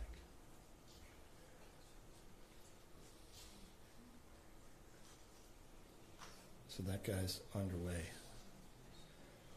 636 meters to over a kilometer. Jeddah Tower was a 10-month competition for the Kingdom of Saudi Arabia, for the Jeddah Economic Company, sorry. Something I wanted to explain about this, and I was talking to someone about this yesterday. So when we get asked to do these towers, they're often part of a much bigger master plan. The master plans tend to be mixed use, high-rise to low-rise or mid-range size towers. And the equation there around the economy is the big guy isn't the moneymaker. The big guy is the attraction. The moneymakers are all the buildings around the big guy. So what the developers do is they own the entire development. And they develop the buildings around the main tower, and that's where they make the money. The condos that I showed you at Burj Khalifa across the way from Burj, every unit that looks at that building is a 6% premium because it's looking at Burj. It's like if you're in Manhattan, do you have a view of Central Park? Do you have a view of the Chrysler Building? That's a premium. So in that particular building in Dubai, every unit faced Burj Khalifa, was single loaded. Here, the economics around the tower were key. So when we talked about creating nodes or distribution of density with them when they were doing the master plan, that's what drove that. Kingdom is very kind of simple on one hand. If a child drew a tower, it's kind of what I think most kids would draw. It's like a paper airplane. It's a tripod. It's just like Wuhan, just like Burj Khalifa. All of that stems from Friedrichstrasse, and then Mises' influence on George Shipwright in Chicago in the 1950s for Lake Point Tower, which he did, which is right near there at Navy Pier, tripod, simple structural system, central core. And again, the kind of wind devices to confuse the wind or shed the wind were all part of this. That is the governing factor for Supertall, is the wind behavior. And when someone tells you that if you're designing a kilometer or 2,000 feet, that it's just a bunch of buildings that you stack up one on top of the other, if they tell you that, you run the other way. Because that means they have no clue what they're talking about. The temperature differential between the base of the building and the top is what? Something like a degree every 100 meters, 10 degrees Celsius difference. We farm the wind at the top of the building, drive it down the core, offset the heating loads inside because it's cooler. We orient the building and test it in the wind tunnel. And if anyone that you know, if you ever have to do a building like this, and someone tells you don't need to do a wind tunnel test, you run the other way. Always do a wind tunnel test. The program took forever to settle down, but that was okay. We worked with this client for 10 months before anybody knew we had won, and we're working on the world's tallest building. It took us 4 years to work on this project. And that's something that I think I want to say about to the younger architects in the room. You know, when you're doing large-scale projects, the gestation period is very different than if you're doing something small. That's obvious. What tends to happen is that younger architects lose their patience. They want to see it now. And sometimes you can't see it in a year or two. Sometimes it's 4 years, 5 years, 7 years before you see it. You just have to decide what it is that you're in for. My mother used to tell me this is not a race for the swift. She wasn't talking about architecture, she was talking about life. It's true. It's not. If you think the answer is quick, get it done, get out of here, and it's over, I'm not so sure about that. It's not easy, but if you love it, it's worth it. And I can tell you that when you see these projects being built and they're coming to fruition, it's an amazing experience. And it's not just us. That guy that I told you about with the rope swinging out on the 142nd story, that's a true story. I saw a guy doing that on Burj Khalifa when I was up on the 140th floor. He was tied on, he was swinging out in space, knocking an exterior wall component in place with his boot. That's what he was doing. That's something I'll never forget. He's probably doing that every day. But you see things and you learn things that you take with you for the rest of your life. And so do they. They tell their grandkids, they tell their kids, I did that building, I worked on that building. And that's something that they love from architects. Construction guys and women love great architecture.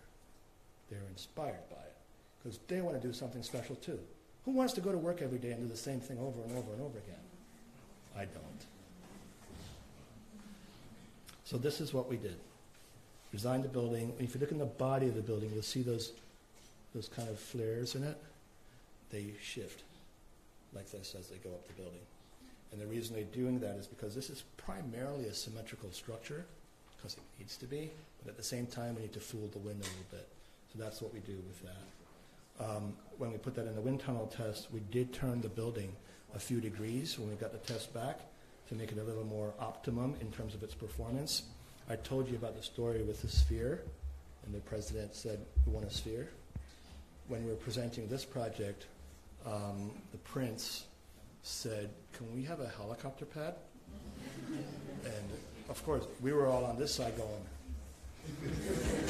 And we look across the room, and all of these guys are going, yeah, sure. No problem. Jeez. You can't do that. The wind behavior characteristics are so unpredictable and so dangerous, you cannot do that. I was looking for the pilot in the room, who I assumed was the guy fainted on the floor. But, you know, we couldn't do that. I have a cousin who would love to talk to you guys, by the way, if you're ever interested. He's the chief technology officer for NASA. He grew up like 5 miles from my house. We grew up together in St. Anne. And he's at NASA. He's a spaceman. I call him my spaceman. I call him up. He did the F-16 platform, did the F-35 platform, and now he's at NASA doing amazing things. I called him up and I said, what do you think of that? He goes, don't do that. So what do we do? They told the prince he could have a platform. We talked about it, and we said, okay, we're going to give you the platform. But we're going to put your majlis, which is kind of the prince's personal court, up in the building adjacent to it. So it's the tallest majlis on the planet. And you can walk out onto that ledge and see the kingdom.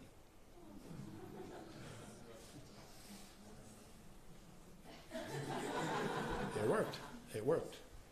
Here's something we didn't fully grasp when we were doing this. If if you think about the construction logistics of a building like this, that's going over a kilometer in the sky, I don't know if you've ever seen it, but the concrete that's being pumped or moved up to those heights, it's like water. It runs like water. And people can't believe the kind of ability for that substance to then harden to the point where you can't drill it. So the coordination attributes of this building, these buildings are intense. Every penetration in that core needs to be pre-figured out, because if you screw it up, it's not like you can just go drill a hole and put in a socket. It doesn't work that way.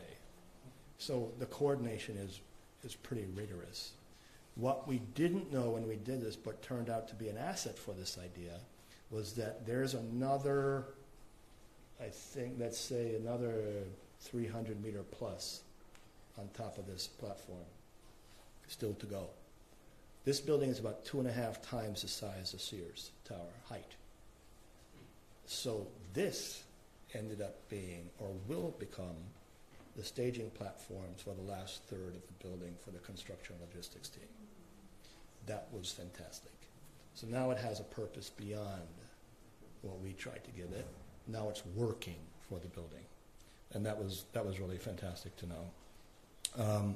Just a couple of things to talk to you about in terms of the building, and I did present this when I last did this 5 years ago. Do you guys remember the building that fried the Jaguar in London? If you remember that. There's a building in London that shall remain nameless, where the architect designed a compound surface and did not calculate the reflective characteristics of that surface. I learned this when I was at school, like you, in Toronto, because somebody built a bank on Yonge Street with gold reflective glass and heated up the bank on the other side of the street to the point where that bank had to replace their mechanical system, and that bank sued the bank with the gold glass, and the bank with the gold glass had to pay that bank. Don't do that, right? I mean, you have to understand what you're doing, right? So I am always concerned when I hear things that are spoken in like finite ways. This is what's going to happen. You don't know. All you can do is think it through. You think you have the answer. My advice to you, think it 2, 3, 4 more steps down the road. Just keep going. What happens if I do this? Okay, we heard that. Okay, now what happens? Then what happens? And then what? So guy pulls up at the building in his Jaguar, parks outside, runs inside the bank, do his business, comes back, the Jaguar is toast. Charred completely, gone. Set on fire. Why? Because the sun rays were concentrated on that particular spot, and it basically cooked the Jaguar. And he never understood that. So between that and the Toronto example, when we did this building, as we do with all our buildings, we test the reflective attributes of the building. We want to know if we're bouncing light into the neighbor. We're doing a project in 160 Front Street in Toronto right now that we had to understand that. When we did FKI, we were concerned about that with upward turned glass at one point, but we didn't have that issue. We've never had a conversation or a complaint about that. Here, this is a concave surface that's 1 kilometer tall. There are 3 of them. The angle of the sun in Saudi is at about 88 degrees, so it's almost vertical, just 2 degrees off. So you can imagine in your head that you're concentrating and focusing that light somewhere near the base of the tower. So said, so done. So when we calculated that, we realized that not only were we focusing that light, it's highly concentrated because it's concave, right? So it's collecting all of this and pointing it down in one spot. So when we learned that, we made the base of the building, the lobby, bigger. And that was okay, because at the base of the building, the kind of population that's coming to this building is huge. So one group is going to the hotel, one's going to the residential, one's going to the observation deck. We typically have those in discrete entrances. We do not take everybody in through one door. That would be unwise. So we split them up, but they need that space. They need that kind of environment. Once we did that, we then laced the roof with photovoltaics, and so the concentration on the roof of this building is done by the building for itself, and so it generates its own power through the roof of the lobby. And at the same time, protects the lobby, keeps it comfortable. The building is under construction. I think it's over 75 stories right now. This is an old photo. It's maybe about double that. And I'm just going to close by telling you about where we're up to. Don't tell anybody, but we always get asked, do you think there's a limit to the height of the buildings? The limit is probably, we would argue, economical. That's Burj Khalifa on the left. Now the dynamics around the world completely changed. One is now the number 2. In all honesty, we have the top 3 buildings in the world in our office right now. So this chart will change. Frank Lloyd Wright designed a Mile High way back when, and we've tested it. The problem is that when you test it, the base of the building gets ridiculously large. But if you understand the kind of tripod concept, and you were to then take that tripod and split it and make it 3 buildings connected, one big giant footprint, and it works. We can get there. Doesn't mean you want to go there, but we can get there. We think that there'll be a day when somebody is going to do this. Because for one reason or another, it kind of symbolizes man's architectural endeavors. It's one way. I'm not saying it's the way. It's one way. There are many ways. That's why I said in the beginning that we're not concerned about size of the project, because we will do the 2-story Shakespeare Theater, and we'll do the best we can. But sometimes we get asked to do this stuff. We're going to publish a book. It'll be our second book. The first one was a decarb plan in 2008 that we published for the calculation of carbon in cities. The second one, this one coming up, will be about density as it relates to carbon footprint. So we have studied 9 prototypes. We've analyzed this. This has taken us too long. 5 years we've been working on this book. It should have taken 2, but we had other stuff we were doing too. And we're going to publish this book hopefully before the end of the year. What the book talks about in a nutshell is the analysis of super tall, high-rise, mid-rise, townhouse, walk-ups, single-family homes in the Midwest with 2,000 units of residential. And it's kind of surprising. You might think that the super tall is the monster in the room. It is, in a way. The answer is somewhere in the middle in terms of carbon footprint. But when you take the equation of land use into it, and you should, because land is a commodity and a priority and is extremely valuable for us to preserve, the equation changes.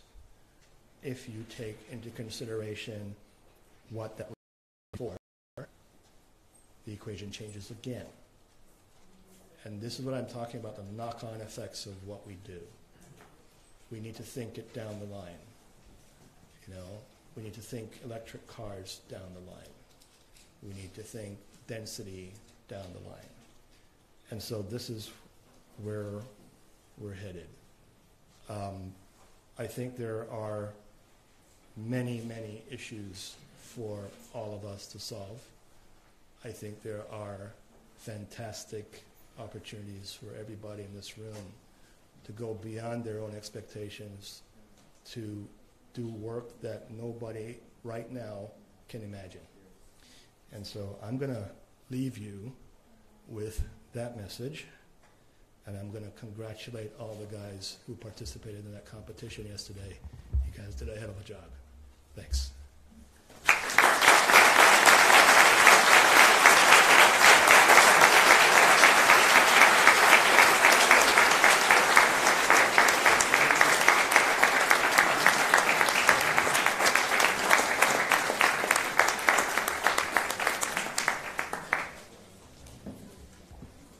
Thanks very much, Gordon.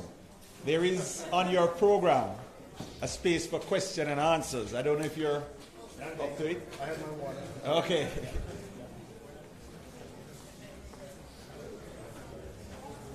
Hi, Gordon. Hi. Thank you. All right. Hi.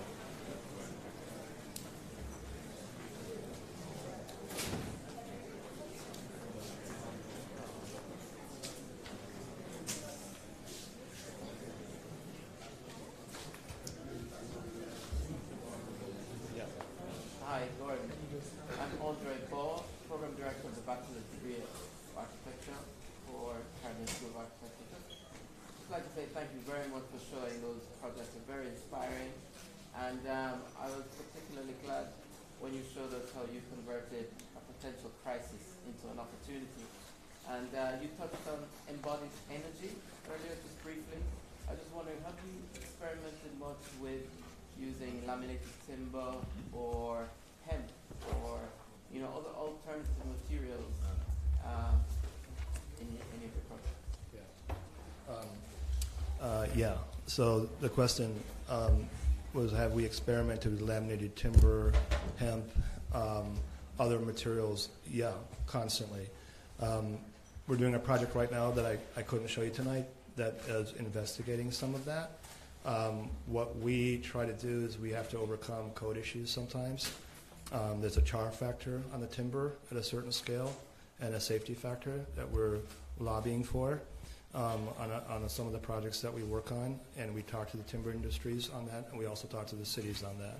So yeah, we love that kind of inventive approach. We just have to make sure that they're safe, and we don't always get. I think if we're doing a certain scale project, then we can go to town on it.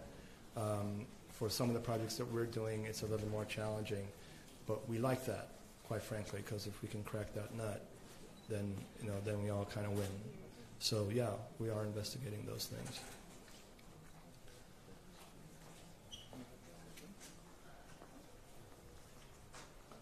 Can I ask you about your clients? Yeah.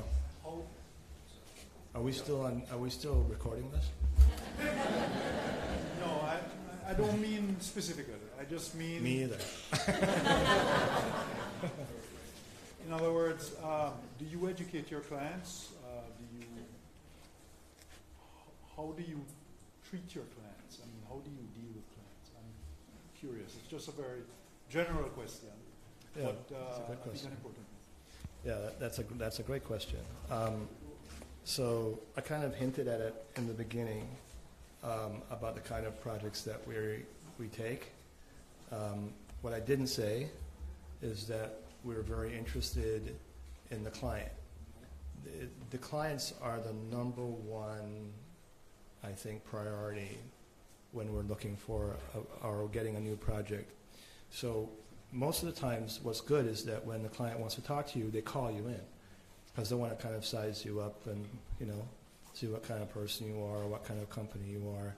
And what they mightn't realize is that when they call us in to size us up, that's what we're doing. We're kind of sizing them up. Have you done a project like this before? What are your goals for this project? Why do you think this is important for you now? Who makes the decision in the room? What are you hoping for this project in 25 years? So we interview the client nicely, and we're not aggressive about it. But the reason we do that is because we want to make sure that when we walk out of that room, we understand what it is that you're trying to achieve. And we can determine how we then approach it. If you tell us that you have a budget of $10, but you want something amazing, that's very different than if you tell us you have a budget of $100 and you want something amazing. If you tell us you have a budget of $1,000, but you don't want something amazing, we walk out the room. That's how it works. I think I've been told that we spoil our clients, and I think that's true. I'm not saying that's a good thing to do. The reason I think that happens sometimes is because that voracious appetite I told you about, we have a problem with when we get excited. You know, when we get excited about something new, we tend to be prolific about it, and the client, it's like Christmas morning, right? And you know, we do a lot of models, and if you come to our office, you'll see the office is full of models. I love models. When I started working, I worked in the model shop for 2 years, and everybody would laugh at me. All my colleagues would laugh at me and tell me, "Why are you working in the model shop? Why aren't you learning how to render on the computer?" I'm like, go ahead. And the reason I did that is because for me, the model is the closest the client will ever get to the real thing until they start building the building. And it's tangible. If you can hand a client something and they hold it, you can tell by the way they hold that model if they love what you did. If they can't put it down, if you put a model on a table, do it when you do the competition. If you put the model on the table, if they walk up to it and touch it, got it. There's a relationship, there's a physical relationship that they crave. And it's not just that, it helps them understand something. Most clients do not understand drawings. I shouldn't say this in front of the professors and the teachers, but when I was in school and I was doing my thesis at University of Texas at Arlington, I lobbied to do no drawings. I just wanted to do it all in models. Didn't work. But I lobbied. I tried. And the reason was because I was speaking to other architects. But I know that if I want to talk to my mother about a project, if I show her a model, or even, yes, something in 3 dimensions, she understands it much quicker than if I show her a plan or a building section. Most lay people don't understand that. So that relationship with the client is very important. We're very close. There are 2 sides to that equation. Plane resistant. So if you talk to my spaceman, there are a lot of technologies in aircrafts right now that prevent aircraft from crashing into buildings. That was their side of the equation after 9/11. Our side of the equation after 9/11 was kind of robustness, fire and life safety issues, resistant structures. Truth is, if someone is, I don't want to use the wrong word, if someone does that, it's going to be a catastrophe. But I would tell you that since 9/11, the fire and life safety attributes of super tall buildings have been reinforced tremendously. The exiting criteria, the fire lifts, the firemen's, the accessibility, much more robust than it used to be. Pray to God never have to experience that in any of our buildings. But they don't ask us that particular question. What they ask us is to obviously make it as safe as possible. And that's everything from blast-proof issues, at the base, accessibility, serviceability, to kind of the robustness of the structure and the kind of integration of systems for detection of any kind of threat. Yes, sir.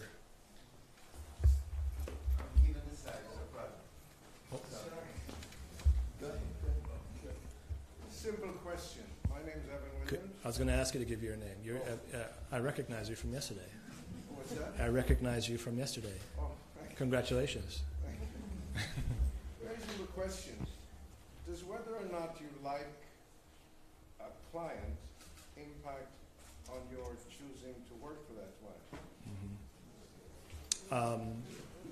Sometimes. Sometimes. So it helped, obviously. I don't have any money, but they're fantastic and they all love what they're doing. We'll help them. If we didn't like them, I don't know. Probably. I'm not sure. I'm not sure. We'd do what we're doing. That said, though, I will tell you this: I don't have to like you. That's not my job. I'm a little agnostic when it comes to that. I don't really care what you want to do with your personal life. You have asked me to design a building for you, and I'm going to do it. And that's all there is to it. And it's going to be me and you in that room over that building. I don't talk to you outside the room, maybe. And you're not going to talk to me outside the room, but I don't really care. What I do care about is that I did the best job I can given the circumstances that you've given me. And if that's what you give me, I'll take it, as long as you care about the building. If you stop caring, then it's over. Yep. Mike? Yes, sir. Michael, the question based on the size of the project that you seem to have presented, how do you actually work out the timelines? So many clients want ridiculous timelines. Yeah. So that's a constant challenge with respect to schedules and timelines. So, most of the time when we're up front, and I'm sure we all do the same thing, the schedules and timelines are determined up front prior to signing the contract. But as we all know, those things are subject to change. If the timeline is changing because of something that none of us can control, we get it. If the timeline is changing because you're not making your decisions in a timely fashion, that's a problem. If we're causing the timeline to change because we're not performing or getting things done, that is also a problem. So there's this, back to the question about the relationships, there's this constant dialogue between us and the client about what exactly is going on here. I told you that it took us 4 years on Kingdom Tower to design that building. That client was constantly determining what was the best mix for that project. But we understood that, and they talked to us about it, and they told us about it, and they explained to us about it, and we figured it out. So it was okay. So I think in terms of the schedule, we're pretty experienced now after some of us 25 years, Adrian, 40 years or more. We're pretty experienced in not understanding what it takes to do a job. I think we're pretty experienced in terms of even helping the client sometimes understand what it takes to do a job. So I think somebody was asking about the education of the client, or hinted at the education of the client when we were talking, and I think that's very important. When we're talking to a client, we want to know what it is that you know, and then you tell us what you don't know, and we'll do the same. I'll tell you, one of the reasons we started our own firm is because we needed the freedom to break something if we wanted to. Or if you ask us a question and we don't know the answer, we will tell you we don't know, but we'll figure it out. And I'll never forget when I designed Pearl River Tower at Skidmore and St. Merrill, and I came up with this thing for net zero energy super tall. Adrian said to me, he goes, "How are you going to do that?" I said, "I don't know, but I'm going to figure it out." And he looked at me and was like, "Jesus, And we went to the meeting, and he is the partner. I am the associate partner. So I'm sitting, the chairman is talking to Adrian, and the chairman says to Adrian, "How are you going to do this?" And Adrian looks at me, and he looks at him, and he says, "I don't know, but we're going to figure it out." That's when I knew I had my partner. That's how it works. Just be honest. So the schedule is the same thing. Same thing. We just we'll talk it out. Yes, sir.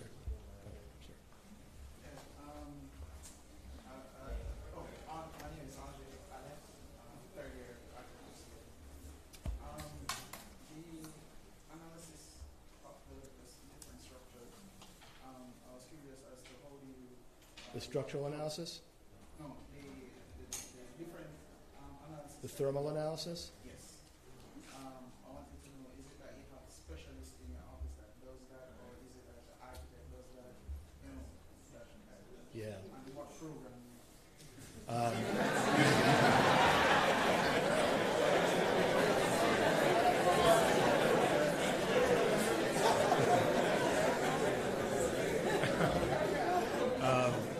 So there are certain people that are more proficient at the analysis.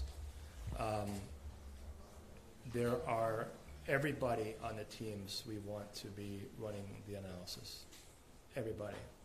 So we don't want to have, a guy walking around in a white jacket in the office and he's the thermal guy. It doesn't work that way in our office.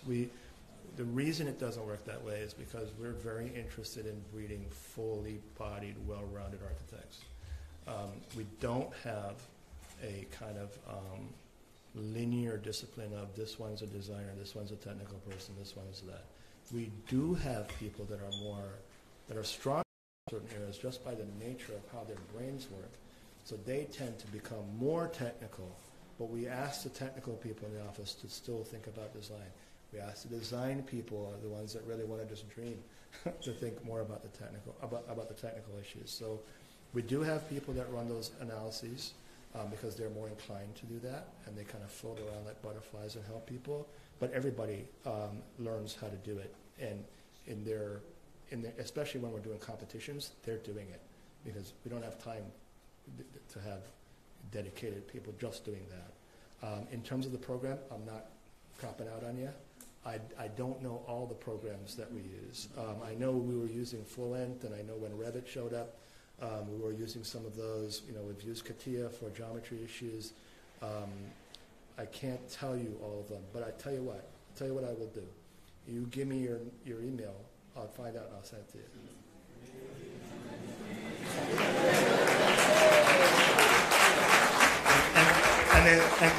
And then you can send.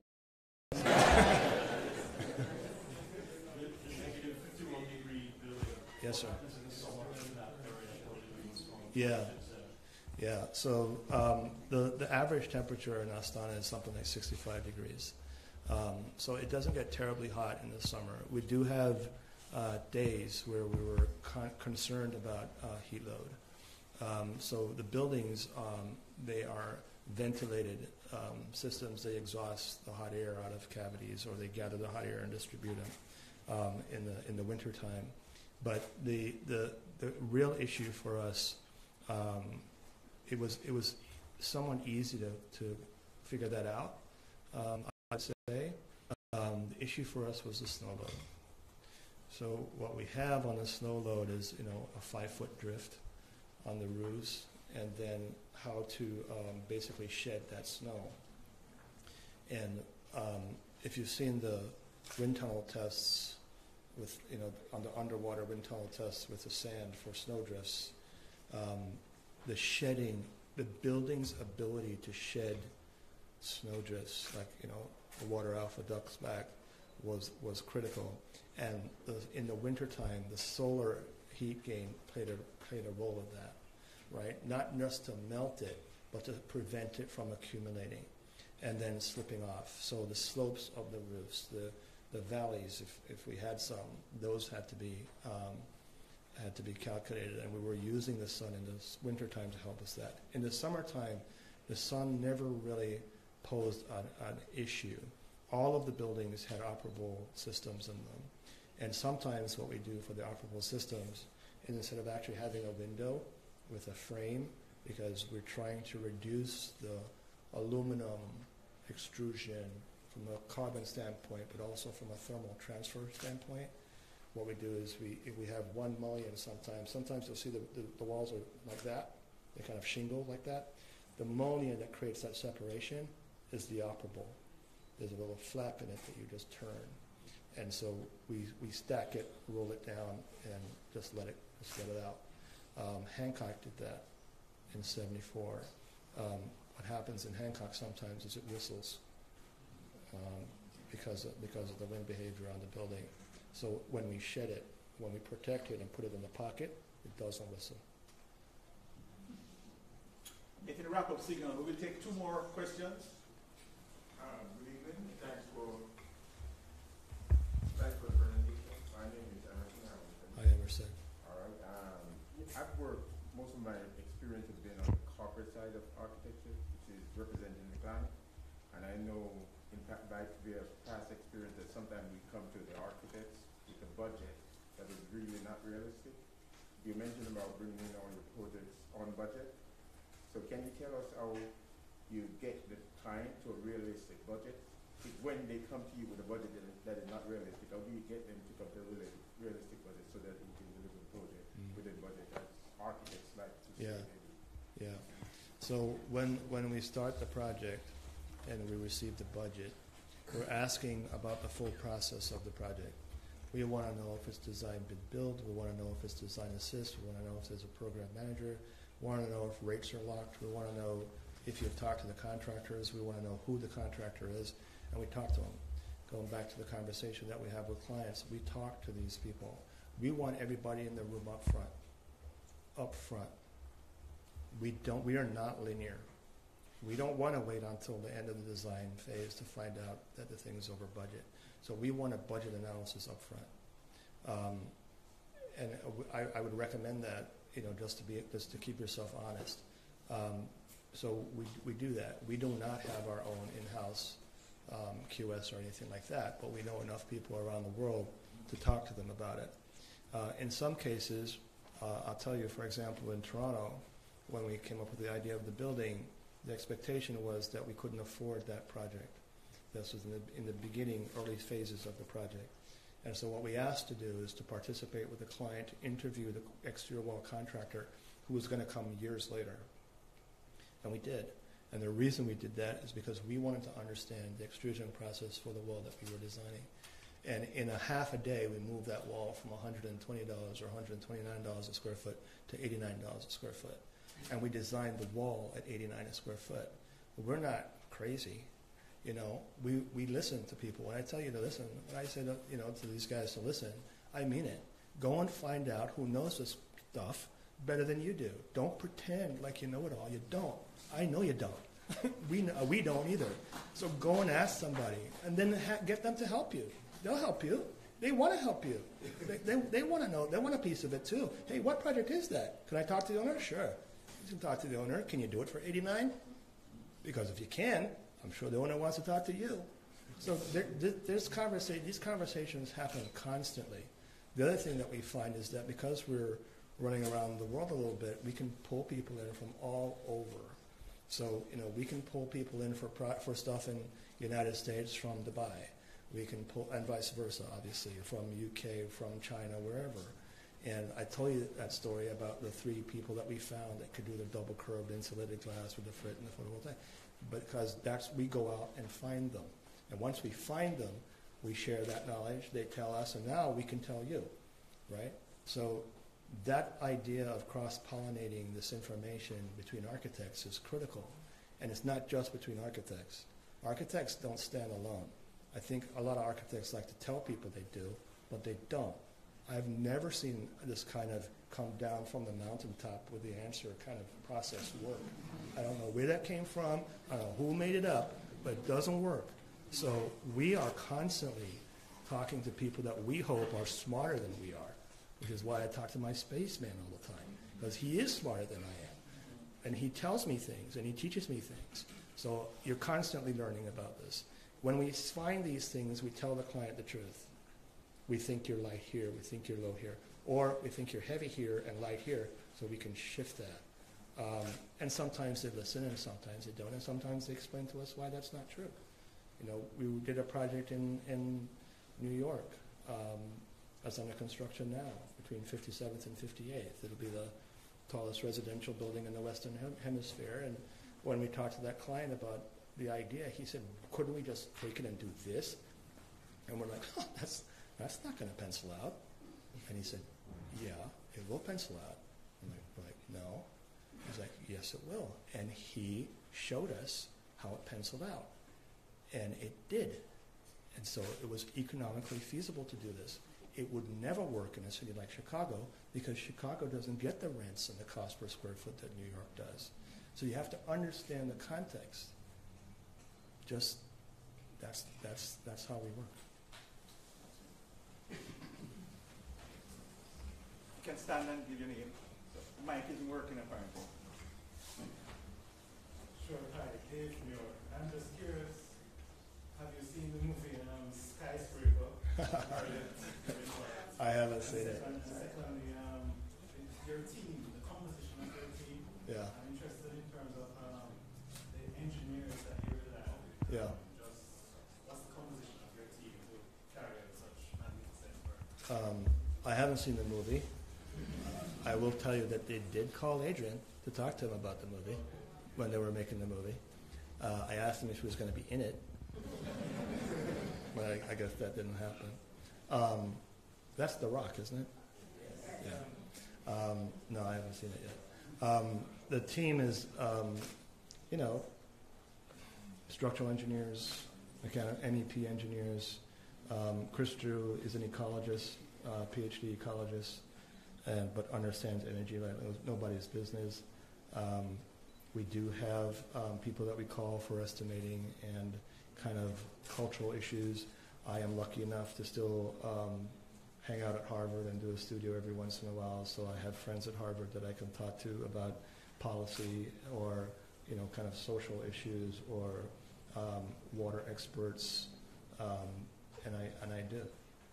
So depending on the project, sometimes we know enough to be dangerous and we can kind of get there, and sometimes we can't. So depending on the makeup of the project and where it is, we call in who we need, and we like that. And same thing is true. We go anywhere to find who we think is the smartest to do it. And for some of the super tall projects, they're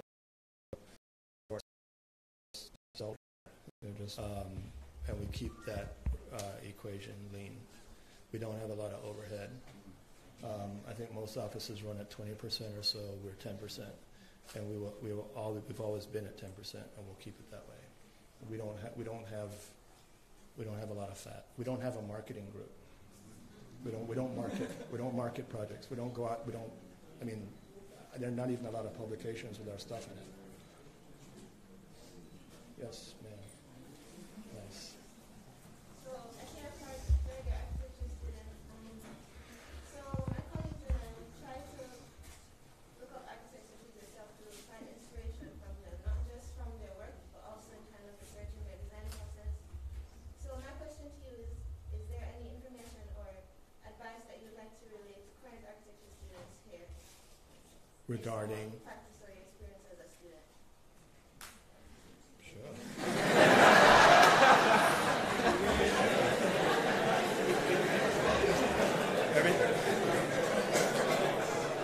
Everybody who is not a student, leave the room.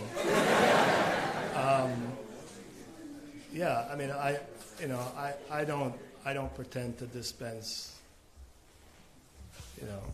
wisdom. I don't. But look, I would tell you that I would be very self-critical. When you're in school, it's your time, right? You have all the freedom in the world. You mightn't think so because I know you're very busy, but you do. So I would be very self-critical.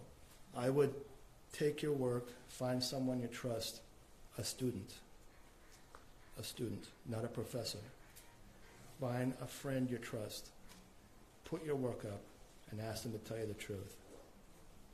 And look at what you're doing, look around you, and see if you have an opinion. What is your opinion about architecture and where it needs to go? What does it need? What do you think is missing? What can you offer? And try to write it down. Don't just draw it, write it down. And go back to it and rewrite it, and go back to it and rewrite it. I've done 3 thesis projects in my educational career for a reason, because I needed to figure it out. to figure out what exactly it was I think I was trying to say. And it's not until I could do it without telling somebody and watching a professor walk by and go, holy crap. That's when I knew that I could do something without telling you and get you to get it. So, you know, in terms of the process, you know, you have to find your own personality and be yourself and be honest about it. And if someone you know is telling you that you can't do it, get rid of that person. Do not get dragged down by negative people. Do not, your job is to make things better. That's your job. You're not going to do it if you're hanging around with people who are negative. That's my 2 cents.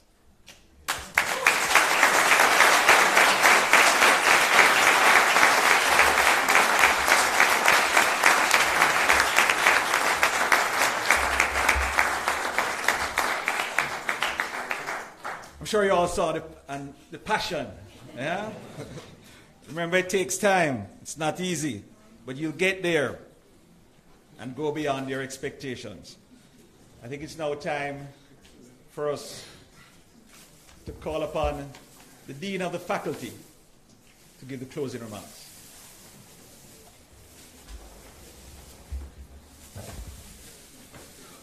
Thank you, Mr. Woodstock. Ladies and gentlemen, I will not hold you much longer. I think we are full and excited and motivated, and it's been a wonderful week for us in this university, particularly in the Faculty of the Built Environment. I'm very pleased to see that we have so many students here. It looks like the student section is over there. And I'm happy you were able to entertain the last question, and an important one, from one of our students who would like to know what advice you have to offer to our students. And you looked at your timepiece. So I think you have a lot more to say to them, and I hope they'll have the opportunity to see you again. It's been a great week for the faculty. I was privileged to be a witness to the announcement yesterday, and the reality that perhaps on every one of those teams, the university was strongly represented. I don't know if all of them, but most of them for sure, that we had alumni, we had current lecturers, full-time and part-time. We even have current students on some of the teams, and I think that's amazing. And then yesterday, Professor Bassiani, the University Council of Jamaica called to say a second of a master's degree offered in the Faculty of the Built Environment has been accredited by the University Council of Jamaica, and I'm trying to contain myself.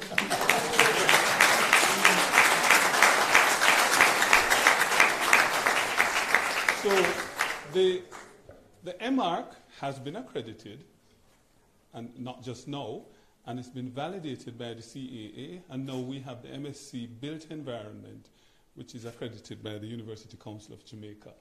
And hopefully soon we'll hear the bigger story about the recognition of the quality across the university for institutional accreditation.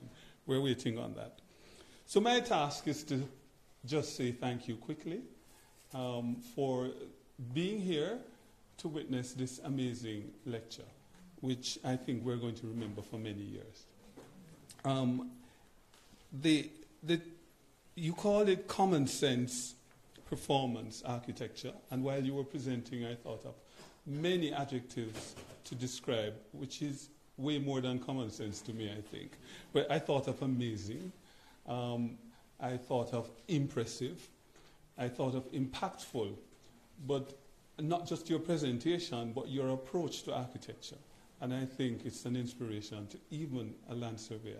Oh, there's no land surveyor hearing me calling my profession even. But to all of us in the built environment and beyond, perhaps I should say even those in law. Well, not even. Even our president, especially our president, who specializes in law.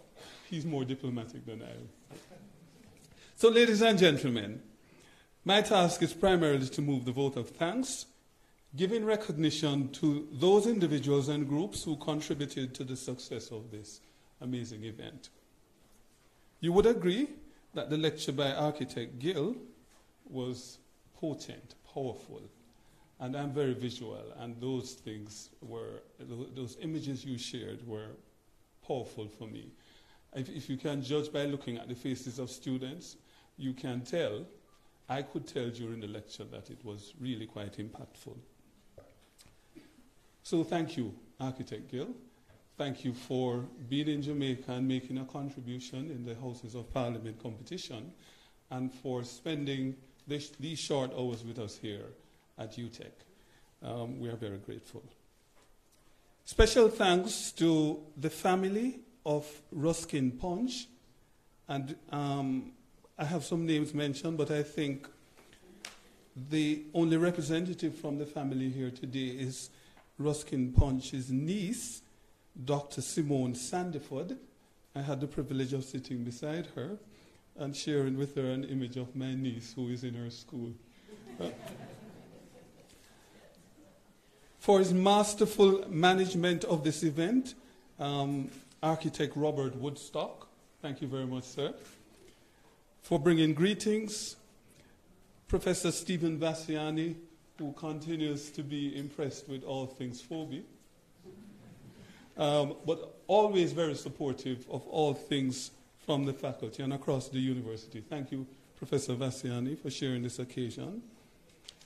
To the fabulous acting general manager, fabulous because primarily she's a graduate of the CSA and doing an excellent job at that top position. We're so proud of you, Mrs. Heather Pinnock from the UDC and your team.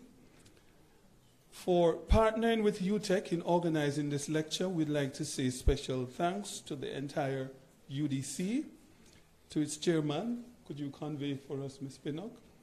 To the Jamaica Institute of Architects, led by the president, Mr. Liu.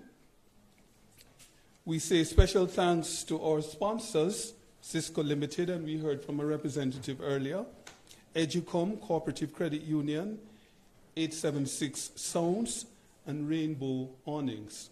Thank you very much for your support. I also extend very special thanks to UTech's corporate communications, to the corporate communications group of the UDC, the JIS, Jamaica Information Service, to the library, the Calvin McCain Audiovisual Unit of the library, to the Learning Technology Support Unit at UTech, Lillian's Restaurant, and I think the fact that I'm thanking Lillian's Restaurant means that there's refreshment. Yeah? And the planning committee from the CSA, and I am remembering Kerry-Ann Henselwood. Kerry, you're here? Oh, she's outside. That's Kerry at the back.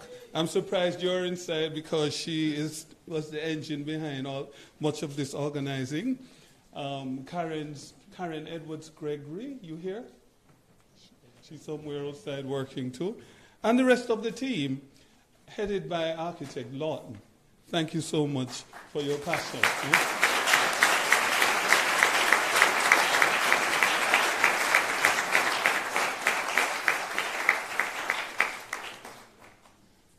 No, I'm very student-centric, and I absolutely love what I do because I get to engage with students. So if this room was full of students alone, I'd be really a happy man. But I'm happy everybody else is here.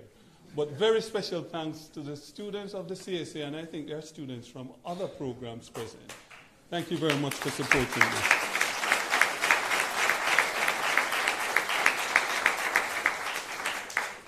Members of the profession, architects and engineers and others, and surveyors and lawyers, thank you so much for supporting this event.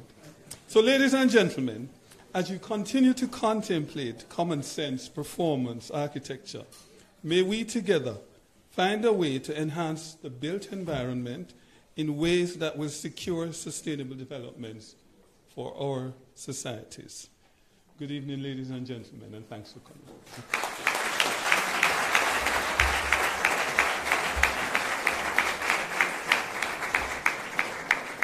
Thank you very much, Dr. Young. I can see why you're the recipient of the President's Award for Excellence.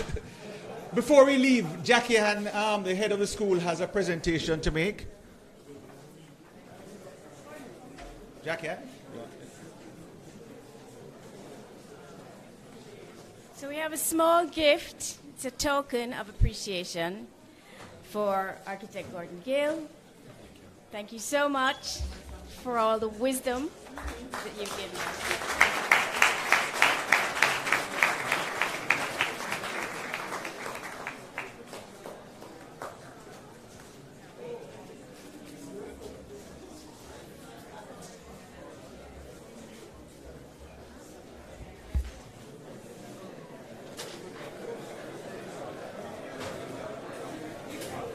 Just to note that there are refreshments outside.